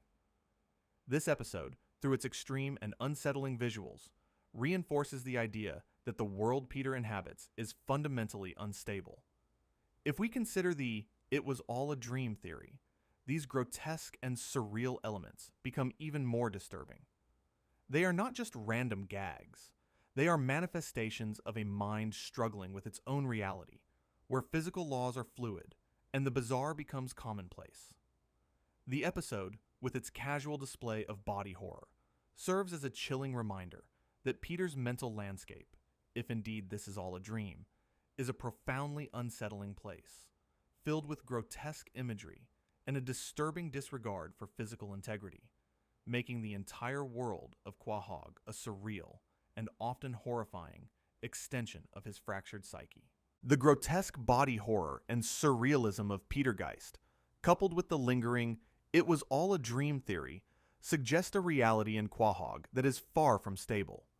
This inherent instability finds its ultimate, most expansive, and perhaps most disturbing manifestation in the concept of infinite parallel worlds.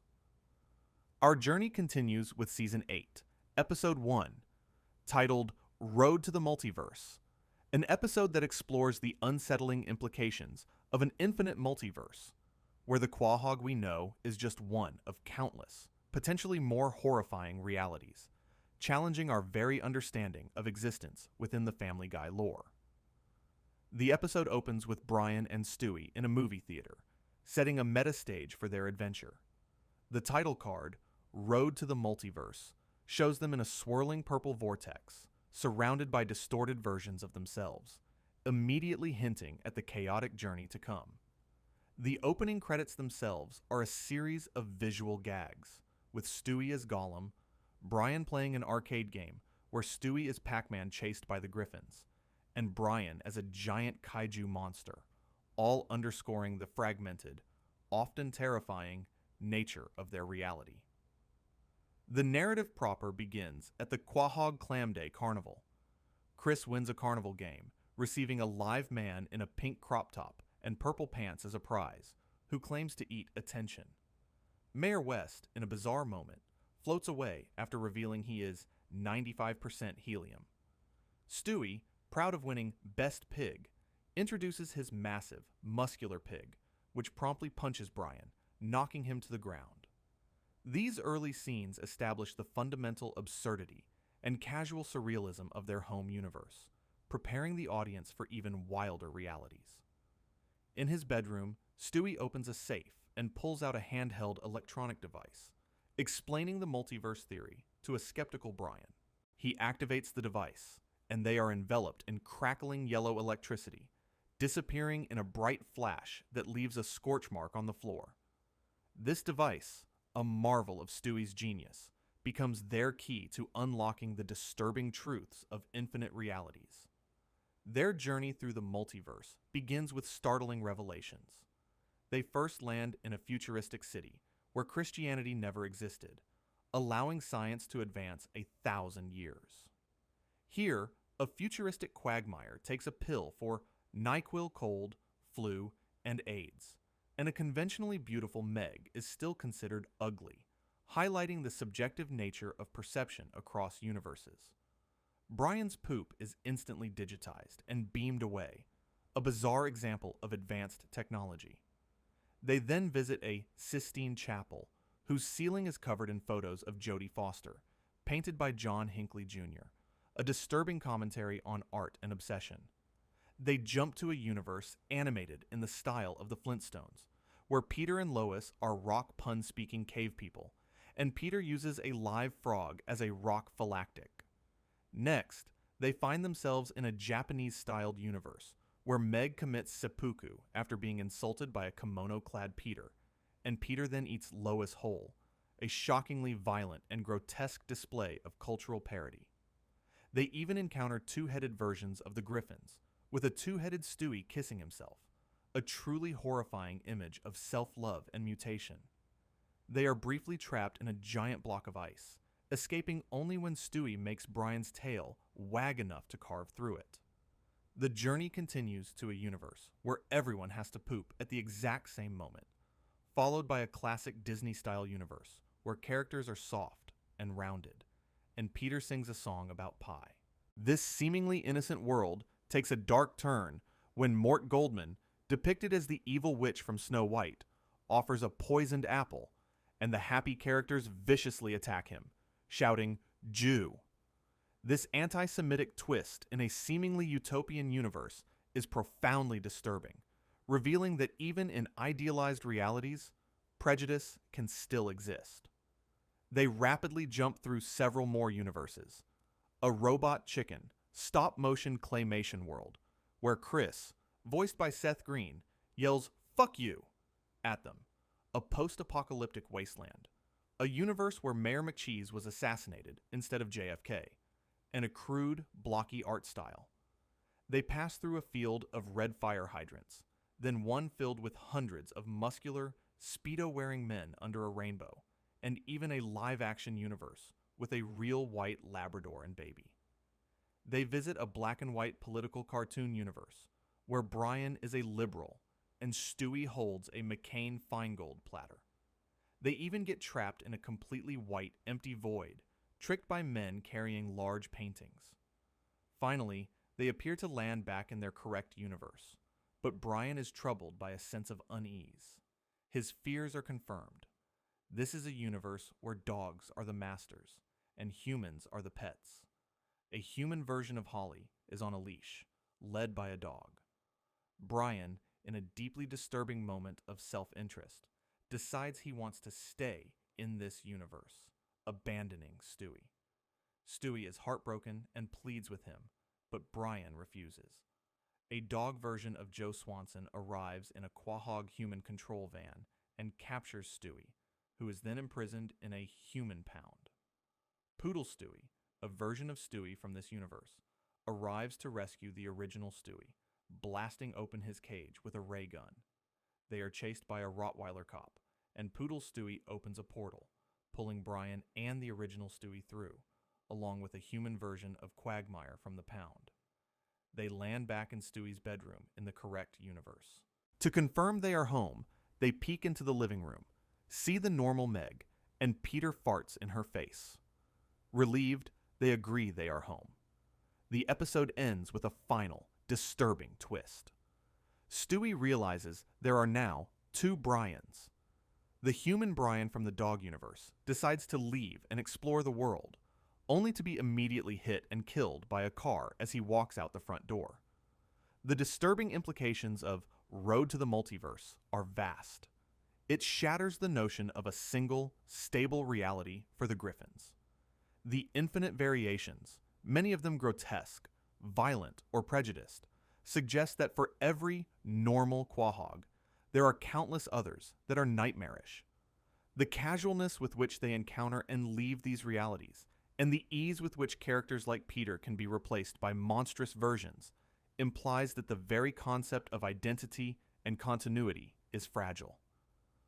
Brian's willingness to abandon Stewie for a better life, and the ultimate pointless death of his alternate self, underscores the harsh, unforgiving nature of the multiverse. It forces us to question if the Quahog we know is truly the best reality, or simply one of many, a potentially self-contained nightmare within Peter's coma dream, where the line between existence and illusion is constantly blurred, and the possibility of a truly disturbing alternate self always lurks just a jump away. The infinite possibilities of the multiverse, as explored in Road to the Multiverse, reveal a terrifying fluidity to existence, where even the most fundamental aspects of reality can be altered. This inherent instability is not limited to other universes. It is a core, disturbing aspect of Quahog itself, where inexplicable events constantly reshape the town and its inhabitants. Our journey continues with Season 4, Episode 1, titled North by North Quahog, an episode that vividly demonstrates the immediate destruction and inexplicable rebuilding of Quahog, suggesting the town itself is a self-correcting, inescapable prison, a form of purgatory that constantly resets, trapping its residents in an endless cycle of absurdity. Which then transitions to Peter announcing to his family that their show has been canceled. The family reacts with dismay, and Peter lists numerous other, seemingly less successful Fox shows that have taken their slot, a meta-commentary on the show's own network struggles. This self-aware opening immediately blurs the line between fiction and reality, setting a unique tone for the episode. The main plot revolves around Peter and Lois's failing sex life. Lois tries to initiate intimacy, but Peter's responses are unenthusiastic and insulting. During sex, Lois accidentally shouts another man's name, George, deeply hurting Peter. To spice things up, Peter tries electrocuting himself with jumper cables attached to his nipples, and then suggests a second honeymoon. This desperate attempt to rekindle their romance is interspersed with disturbing cutaways, including a black and white parody of The Honeymooners, where Peter, as Ralph Cramden, punches Lois, sending her and the dining set flying. This violent domestic abuse, played for dark humor, underscores the underlying dysfunction in their marriage. Peter and Lois decide on Cape Cod for their second honeymoon, leaving Brian in charge of the kids. Stewie immediately tests Brian's authority by soiling his diaper, and Chris and Meg descend into a physical fight over the remote control, with Chris chasing Meg up the stairs after picking his nose and trying to touch her. Brian, frustrated, tries to intervene, but is dismissed by Chris, hurting his feelings. Stewie, ever manipulative, offers his assistance with parenting, leading to a scene where Brian changes Stewie's diaper, and Stewie taunts him and squirts him with pee. This chaos in the household, left unchecked by Peter and Lois, highlights the inherent instability of the Griffin family unit. The central, most disturbing event occurs as Peter and Lois drive to Cape Cod. Peter becomes engrossed in an Archie comic book, takes his eyes off the road, and crashes the car into a tree.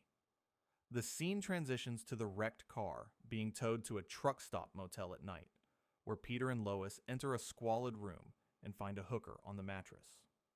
This crash is a pivotal moment, as it sets in motion a chain of events that leads to the inexplicable destruction and rebuilding of Quahog. While Peter and Lois are stranded, Brian and Stewie are forced to chaperone Chris's school dance. Brian, still asserting his authority, makes the kids sit quietly and tries to read them the novelization of Caddyshack, only to be interrupted by a phone call. Stewie takes over, reading a Garfield book to a bored Chris and Meg.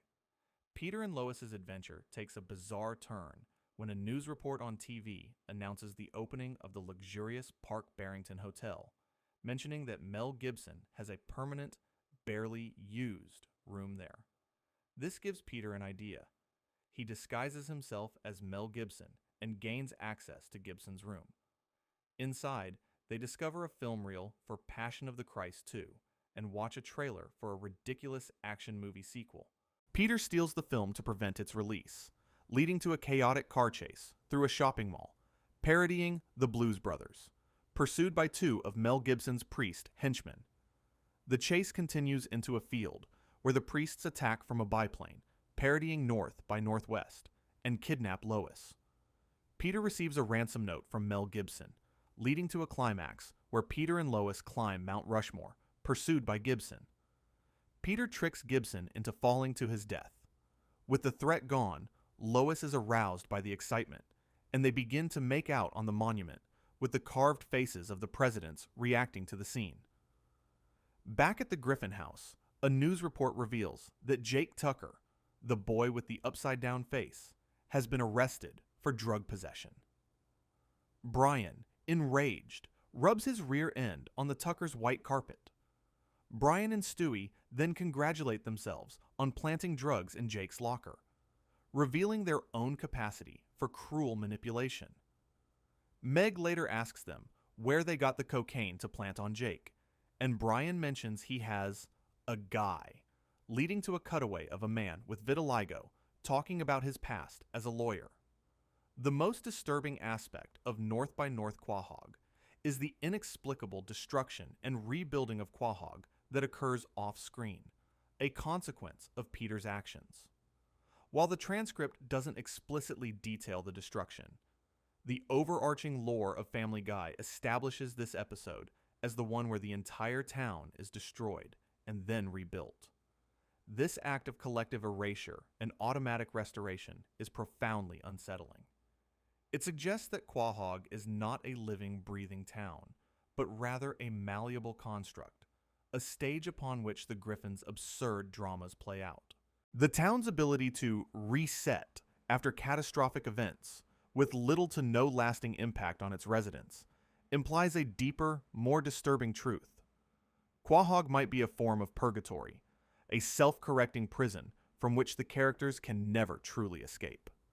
Their lives are a continuous loop of chaos, reset and replayed, ensuring that no real consequences ever stick, and no character ever truly grows or changes. This makes the entire existence of Quahog a profoundly disturbing, inescapable cycle, a constant, unsettling reminder of the futility of their struggles within a predetermined, self-renewing nightmare. The terrifying concept of an infinite multiverse, where alternate realities are both bizarre and horrifying, reveals the inherent instability of existence within the Family Guy lore. This instability isn't always cosmic. Sometimes it's a stark, brutal reset within their own reality, stripping away their comforts and exposing their fundamental dysfunction. Our journey continues with Season 2, Episode 3, titled Da Boom, an episode that throws the Griffin family into a post-apocalyptic scenario, revealing their utter inability to survive without the artificial reality of Quahog and exposing their true, disturbing nature when faced with genuine hardship. December 31st, 1999. The Griffin family is on their couch, watching TV, as news anchors discuss the impending Y2K apocalypse. Peter, ever the paranoid one, is convinced the world is ending. He encounters the giant chicken man, who warns him about Y2K, leading to a brief, comedic rejection of a coupon, then a full-blown, long, violent, and destructive fight sequence between Peter and the giant chicken, spanning multiple locations before ending on a city street at sunset. This recurring, inexplicable feud is a microcosm of the chaos that constantly erupts around Peter, often with no clear cause or lasting consequence. Peter, convinced of the impending doom, loads his red station wagon with survival supplies, much to the mockery of his neighbors, Joe, Quagmire, and Cleveland, who stand on the sidewalk. Lois, Brian, and Stewie, dressed for a New Year's Eve party, are initially reluctant, but are eventually lured by Peter into the basement, where he promises them a Christmas gift. He then locks Lois in, and the entire family, now all in hazmat suits, sits in the basement, watching the New Year's countdown on a small TV. As the clock strikes midnight, the TV broadcast shows the ball drop in Times Square, followed by horrifying scenes of planes crashing and nuclear explosions around the world. The Y2K apocalypse has arrived. The scene shifts to a destroyed Spooner Street, a desolate, post-apocalyptic landscape. In their destroyed kitchen, Lois cooks eggs on a license plate over a barrel fire for the disheveled family, highlighting their immediate regression to primitive survival. Cleveland enters the destroyed house, carrying Quagmire, who is now horrifyingly fused to his hip, a single entity called Quagland, a grotesque image of survival gone wrong. Peter, in his typical gluttony, eats an entire box of dehydrated food and then drinks a glass of water, causing him to inflate like a balloon, a grotesque display of his inability to adapt. Peter and Brian walk through the destroyed city, finding the ruins of the Quahog 5 news station, where Tom Tucker and Diane Simmons are cannibalizing the body of Asian reporter Trisha Takanawa. This shocking act of cannibalism is a stark, disturbing portrayal of humanity's descent into savagery when faced with extreme survival, a far cry from the usual comedic violence of Family Guy. The Griffin family packs up their car, with Peter shooting Chris's plant, Woody, in a moment of arbitrary destruction. They encounter a Mad Max-style gang who challenge them to a game of Family Feud. Peter's inability to give a correct answer leads to further conflict, showcasing their utter lack of practical skills. They then find Randy Newman playing a piano and singing about what he sees, a surreal and disturbing encounter that drives the family to run away. As they walk, they discover the Twinkie factory built into a mountain. Peter makes a tearful speech, and they enter, finding it filled with Twinkies. A montage shows the survivors rebuilding a town called New Quahog around the Twinkie factory, and Peter is elected mayor for life. However, Peter, quickly corrupted by power, reveals he has made guns from the town's irrigation pipes. The townspeople revolt against him, chasing him and his family out of New Quahog. This rapid descent into tyranny and subsequent exile highlights Peter's inherent unsuitability for leadership and the fragile nature of their new society. The family walks down a desolate road, with Chris suggesting they go to the Carvel factory, and they set off again, singing. The episode then abruptly cuts to a live-action shot of a woman in a bed, waking up from a dream. She is Pam from the TV show Dallas, and the entire episode, the Y2K apocalypse, and the family's brutal struggle for survival, was her dream. Bobby Ewing, Patrick Duffy, is in the shower. This meta-ending is profoundly disturbing. It not only erases all the suffering and grotesque acts witnessed, but it also retroactively trivializes them. The cannibalism, the fusion of Quagmire and Cleveland, the utter breakdown of society. All of it becomes a mere narrative device, a dream sequence. However, within the lore of Family Guy, this dream can be interpreted as a deep, structural revelation.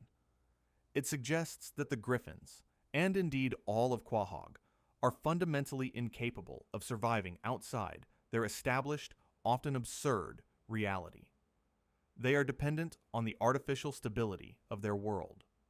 When that reality is stripped away, their true, disturbing nature emerges. Peter becomes a tyrant.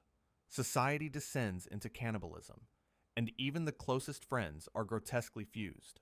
The dream serves as a chilling hypothetical, revealing that beneath the comedic surface, the Griffins are deeply dysfunctional, unable to cope with genuine hardship, and perhaps truly belong in the controlled, resettable chaos of Quahog, a purgatorial existence from which true escape or consequence is impossible. The inexplicable destruction and rebuilding of Quahog in North by North Quahog, along with the cosmic instability of the multiverse, constantly challenge the illusion of normalcy. But even within the seemingly stable and morally upright characters, there can be a hidden darkness, a capacity for self-destructive behavior that threatens to unravel the entire family. Our journey continues with Season 4, Episode 3, titled Blind Ambition, an episode that, while focusing on Peter's temporary blindness, subtly uncovers Lois's own hidden darkness and capacity for self-destructive behavior, challenging her role as the family's moral compass and revealing unsettling truths about her character. Which then transitions to a night shot of a bowling alley. Peter, attempting to bowl, throws a gutter ball that mysteriously disappears. A cutaway gag shows Peter's head peeking through a small arched window in a metal wall, startling a scientist, Judd Hirsch, working on the nose cone of a nuclear missile. Peter asks what's going on. The scientist replies, "Nothing," and Peter accepts this, highlighting his characteristic gullibility and obliviousness. Back at the bowling alley, a crowd gathers to watch Mort Goldman, who is sweating nervously as he prepares to bowl a perfect game. He throws a gutter ball, but the crowd inexplicably celebrates, believing he achieved a perfect game.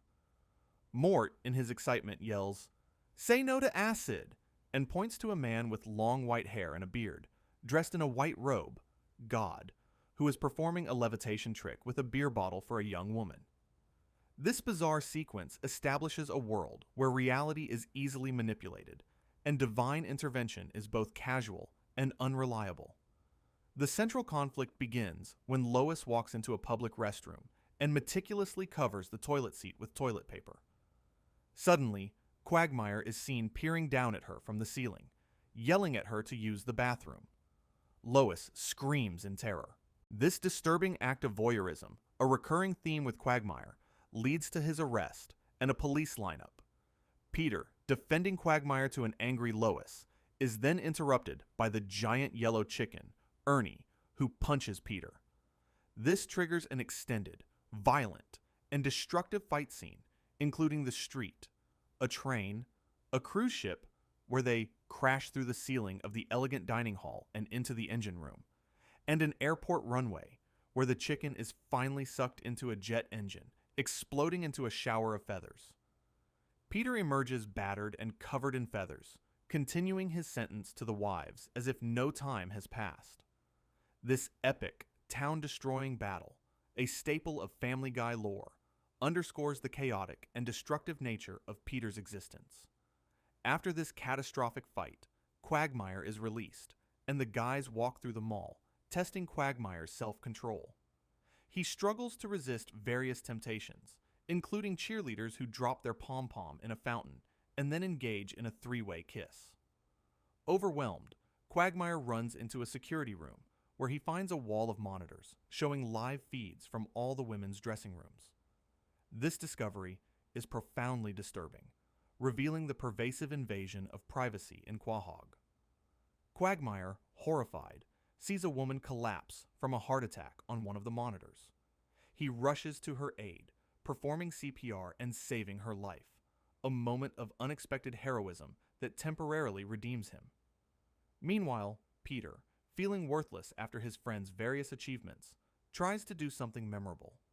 He falls off the roof of the Drunken Clam, landing on actress Joan Cusack, stuffs her body into a mailbox, and then proceeds to eat nickels, which jingle in his stomach. He attempts to make his stomach jingle to the tune of Camptown Races, much to Chris's amusement and Stewie's disgust. This bizarre quest for a special talent showcases Peter's desperate need for attention and his self-destructive tendencies.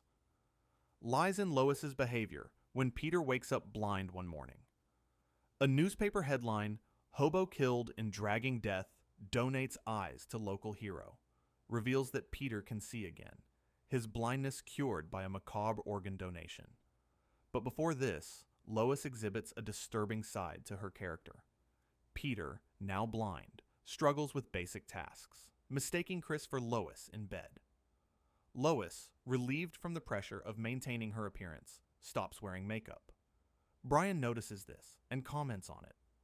Lois, realizing how she might look without makeup, becomes self-conscious, but then admits to Brian that it's been nice not having to worry about her appearance since Peter went blind. This seemingly innocuous comment is deeply unsettling.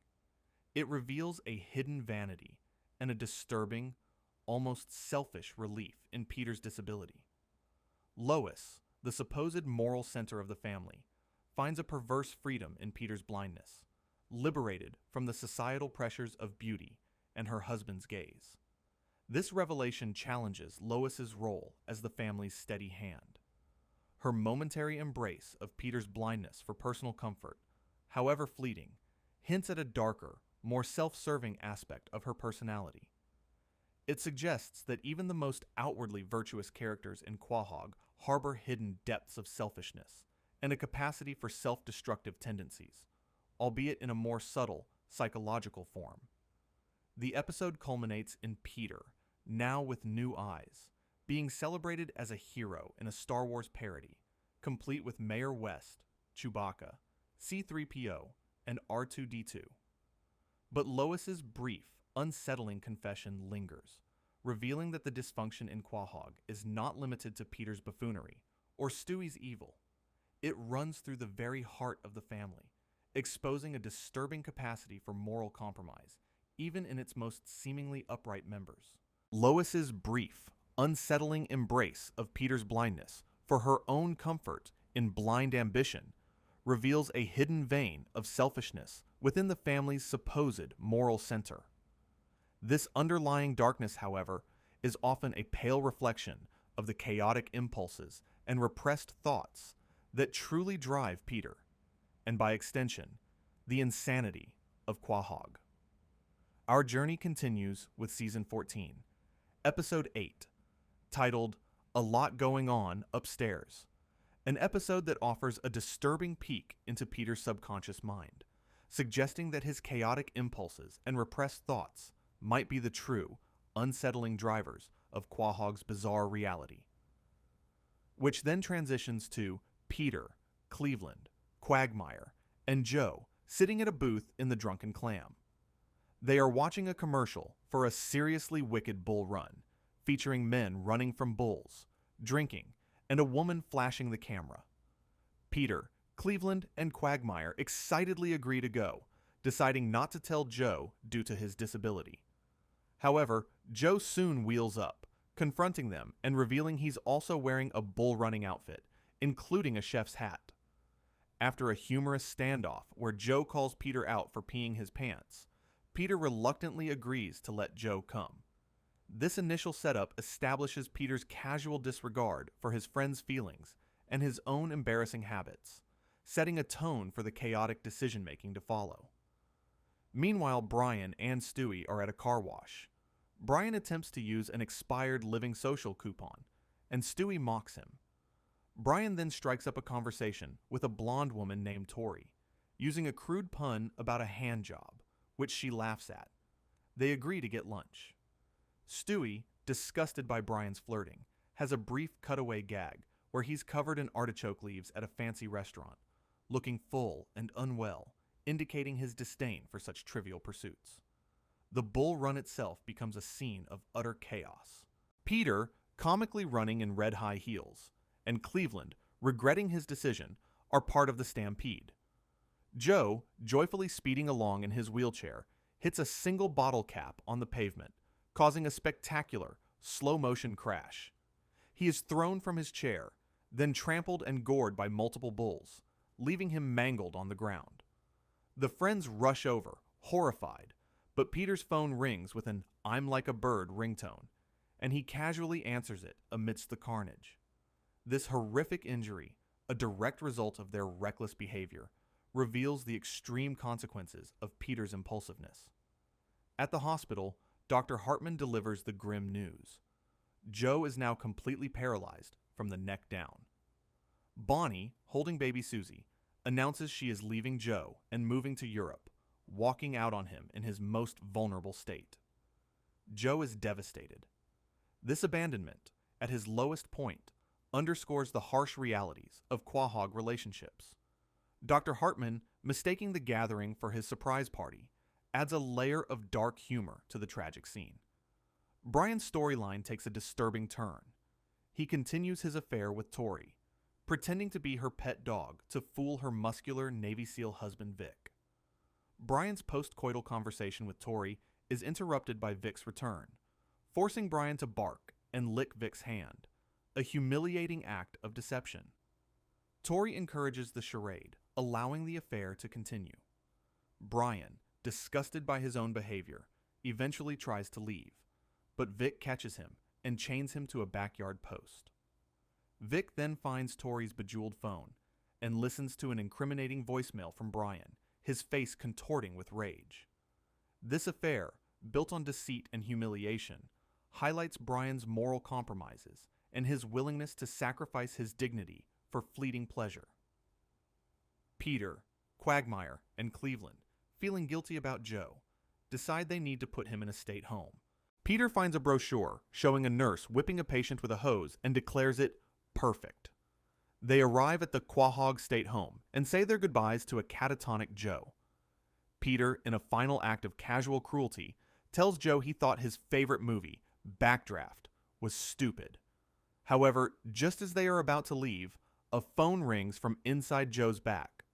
They realize Dr. Hartman's phone is inside Joe, causing his paralysis. They rush back, apologize to Joe, and take him home, with Joe recovering his usual self. This absurd revelation that Joe's paralysis was caused by a misplaced phone trivializes his suffering and highlights the arbitrary nature of hardship in Quahog. The episode culminates with Peter writing his memoir on an old computer, narrating the end of the story like the movie Stand By Me. He is interrupted by two young boys, and his play wrestling with them quickly turns into a real, aggressive fight. This ending, a chaotic descent into violence, is a direct peek into Peter's subconscious mind.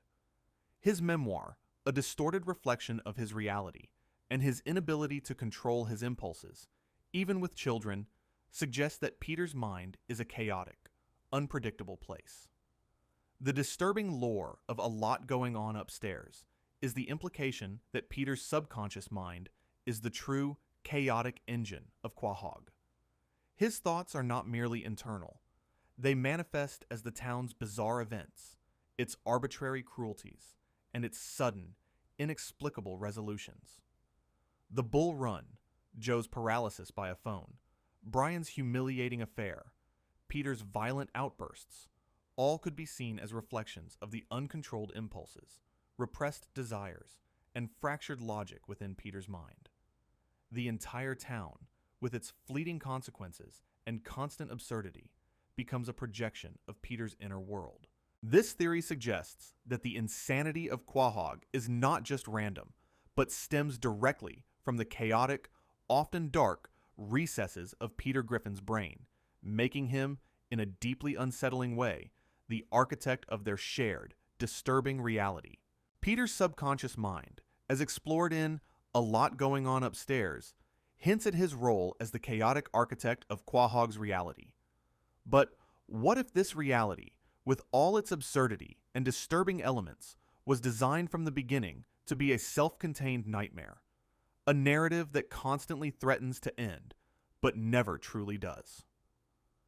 Our journey concludes with Season 4, Episode 27, titled Stewie Be Good, a meta-commentary on the show's dark origins and its refusal to ever truly end the nightmare, specifically focusing on the original, unsettling, "It was all a dream" ending of the Stewie kills Lois movie, which then transitions to the Griffin house at night.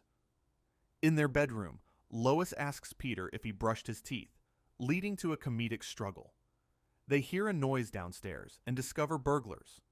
Meg appears, and Peter instinctively hits her with a baseball bat, knocking her out, a moment of casual violence that once again underscores Meg's perpetual victimhood.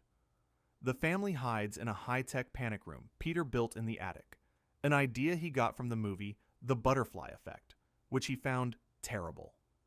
Inside, they realize there's no phone to call for help. To pass the time, Peter decides to tell them the history of the Griffin family, launching into a series of increasingly absurd and anachronistic stories, a meta-narrative device that frames the entire episode. Peter's history begins with the Big Bang, depicted as God arm wrestling his roommate, and then igniting a fart with a lighter, creating the universe. He then shows a fish-like creature evolving into a land animal and then a dinosaur. A cutaway gag shows a genie-like woman creating animals and various characters, including Jesus, Santa Claus, and a lawyer, all appearing with a magical poof. The story continues in the prehistoric era with Griffin-like dinosaurs, followed by an ice age. As the ice age thaws, the scene shifts to cavemen. A caveman version of Peter tries to sell his invention, the wheel, to other cavemen with the help of a woolly mammoth Brian and a scantily clad cavewoman Lois. The sales pitch is successful after Lois's revealing attire. A cave baby Stewie hits Lois with a club, a primal echo of his matricidal tendencies. The story then moves to Moses Griffin, Peter, leading the Jews out of Egypt, parting the Red Sea, and presenting the 10 Commandments, which are actually his own list of personal rules. The group complains about reading billboards aloud as they walk through the desert, a moment of anachronistic humor that highlights the absurdity of Peter's historical retelling. Back in the panic room, the family discusses how to get help. Brian suggests Meg could fit through the vent, and Peter shoves her in, despite her protests that the burglars are still downstairs. The family watches on the security monitors as the burglars capture Meg. The burglars hold up a sign that says, "We have your son." Lois corrects them over the intercom, and they hold up another sign that says, "Really?" Peter is unconcerned. This casual dismissal of Meg's kidnapping, even by her own family, is deeply disturbing, reinforcing her status as the family's punching bag. Peter begins another story about his ancestor, Nate Griffin. Nate, Peter, is captured by slave traders in Africa, shown on a slave ship pranking the captain. Later, on a southern plantation, Nate falls in love with the owner's daughter, Lois. They escape on the Underground Railroad, pursued by a posse.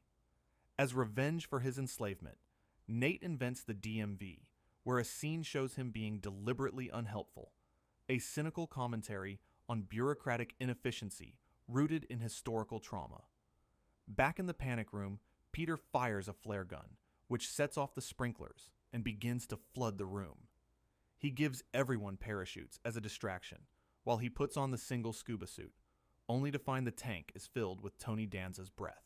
As the water rises, Peter tells another story about his great-grandfather, Willie Black-Eye Griffin, a silent movie star whose career ends with the advent of sound due to his high-pitched voice, and who is eventually stabbed to death in a card game.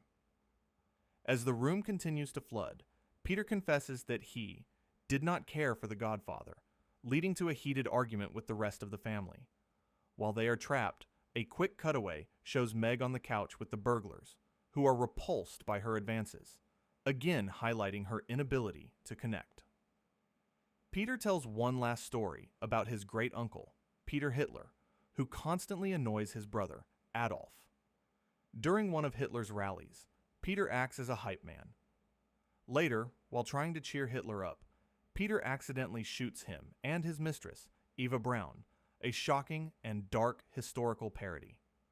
Back in the panic room, the water is up to their necks as they continue to argue about the Godfather. The door bursts open, and they are washed out into the attic, where they are met by Joe and other police officers. Joe informs them that while the burglars are caught, they are pressing sexual harassment charges against Meg.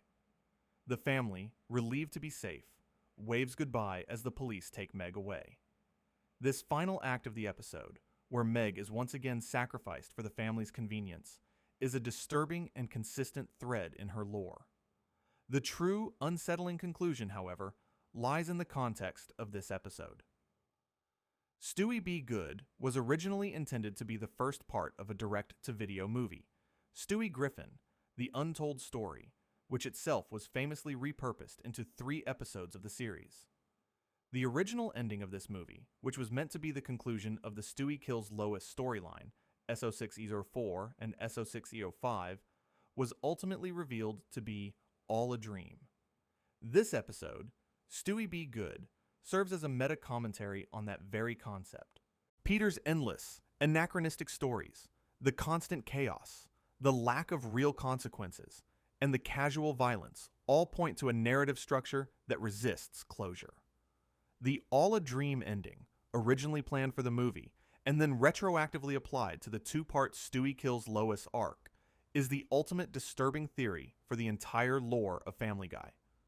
It suggests that all the disturbing theories we've explored, Stewie's matricide, Brian's existential dread, Peter's cognitive decline, Meg's perpetual suffering, the multiverse's horrors, and Quahog's self-correcting purgatory, are all ultimately illusory. They are part of a narrative loop, a dream that Peter, or perhaps an unseen entity, is perpetually having. This means the characters are trapped, forever reliving variations of their dysfunctional lives, incapable of true escape or lasting change. The show's very existence, with its constant resets and refusal to let consequences stick, becomes a disturbing meta-commentary on this eternal, self-contained nightmare, a story that can never truly end, only reset and begin anew, trapping its characters, and by extension, its audience, in an endless, unsettling loop of absurdity and underlying horror. We've peered into Stewie's chilling, calculated mind, witnessed the cyclical suffering of Quahog's inhabitants, and pondered if their entire reality is just a fragment of Peter's subconscious. It leaves us to wonder if this endless, disturbing loop is a dream, a purgatory, or a mirror reflecting our own darkest truths.